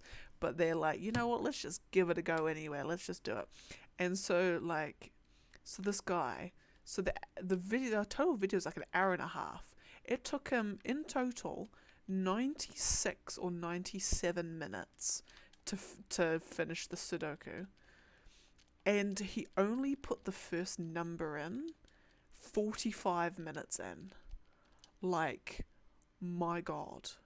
Like 45 minutes just to put a single number in. And it wasn't a case of, I've put this number in, so therefore solving the rest of it's easy. Like, he put a single number in, he's like, alright, now what, It was mental, absolutely mental. But just the most interesting thing, and the thing I think the thing I love about it is just the strategies and the mess and the way that the reasons why they're thinking in certain ways. Like, I found that there's a Sudoku theorem, which was, posited within, let's say, the last 20 years or something, called the Fistamafel circle. And it's a weird theorem that, like, in any Sudoku puzzle, the top and the bottom, like, 4 2x2 squares right in the corners, the number or the digits in those will be identical to the digits in so you got the middle square of 9, and then the ring of ones around that's the Fistamafel circle, I think. And so the digits in those corner ones will be identical to the digits in this Fistamafel circle, or vice versa. And so he was like pulling in that knowledge, and he was doing maths like, well, if you take these columns and these rows, and there'll always be a 1 to a 9 in there, it'll all add up to 168, and then we take away 8 from there, does this, and we times by this, and it means, like, he basically worked out that the whole rule around the sum, like, between each 9 on the grid, you know, the sum of the digits in between them will always be the same. He worked out what that number is. I think it was 29 was the number. They will all equal, the sum of it will all equal 29 every time. And from that, he was able to work out that one of the I don't know if it was from that, I can't remember the order of what he worked out, but like, he worked out that one of the, without putting a single number in, he worked out that one of the rings couldn't have nines in it. So one of the rings actually had no 9s. And it was just like mental, absolutely mental, this guy solving it. Bloody amazing. Absolutely fantastic. If you just want to, like, just, yeah, just, it's those sorts of things that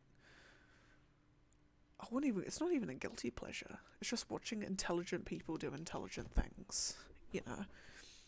And because the thing too is that, you know, they're this particular channel, you know, they're very, like, what they say, like, new viewer friendly. So, you know, if you've got a puzzle like that, you know, they try and explain their logic every part of the way, so you're not feeling like, I don't know what they're talking about, like, what strategy, like, they'll say, oh, strategy Alpha Squadron 0, you know, will tell us that, you know, because we've employed, you know, I don't know, the bullfight parade thing, it means we can do this, and people be like, well, what are they on about? But no, so they actually explain everything. So it's really good. Like, I tend to watch it quite a lot. I tend to watch it quite a lot for just learning the strategies and things. Like the strategies even now that I'm like, I now, like, use when I'm solving stuff, because I'm like, oh yeah, because that's right, because if I do this, and oh, it's so good. It's so good.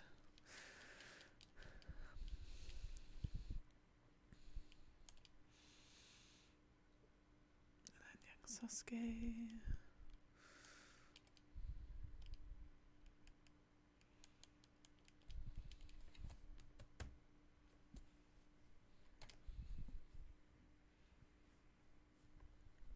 Right, I think this might be my last fight. Will this be my last fight? Yes, it will. So I'll finish on a nice clean number. And I'll finish on an ultimate jutsu finish, methinks.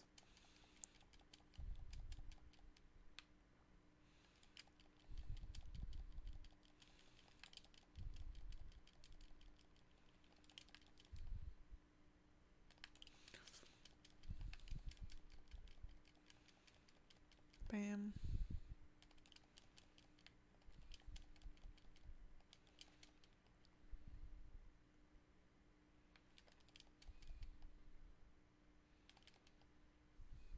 Bam. Okay.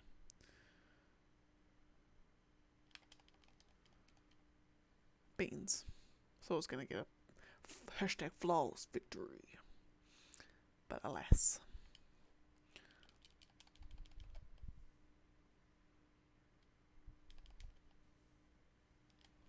That's okay though.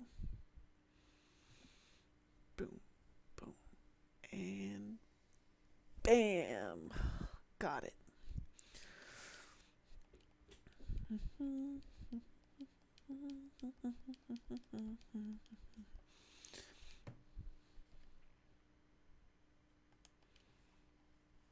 Okay. Right, let me update the list, because we're down to 9680. All right. Cool. So I think I will leave it here. Managed to smash a decent amount of fights. So slow going at the start, but I think we got 72 fights I think we managed to do, which is pretty decent. Far more than I thought it would be. Keep this up. It will be finished before December next year. Wow. Alright. Anyway, I'll leave it here. Thank you very much for joining. Tomorrow I won't be streaming the normal time. I'm streaming tonight. Because I'll be coming back from a work business trip. So I won't be able to. But Friday will be the normal Stranger Paradise. Saturday will be trying out some puzzly games, so Superliminal I'm going to stream. And Sunday will be day 24 of Naruto. Alright, anyway, have a fabulous morning, afternoon or evening, wherever you may so be. And I will catch y'all in the next one. Bye.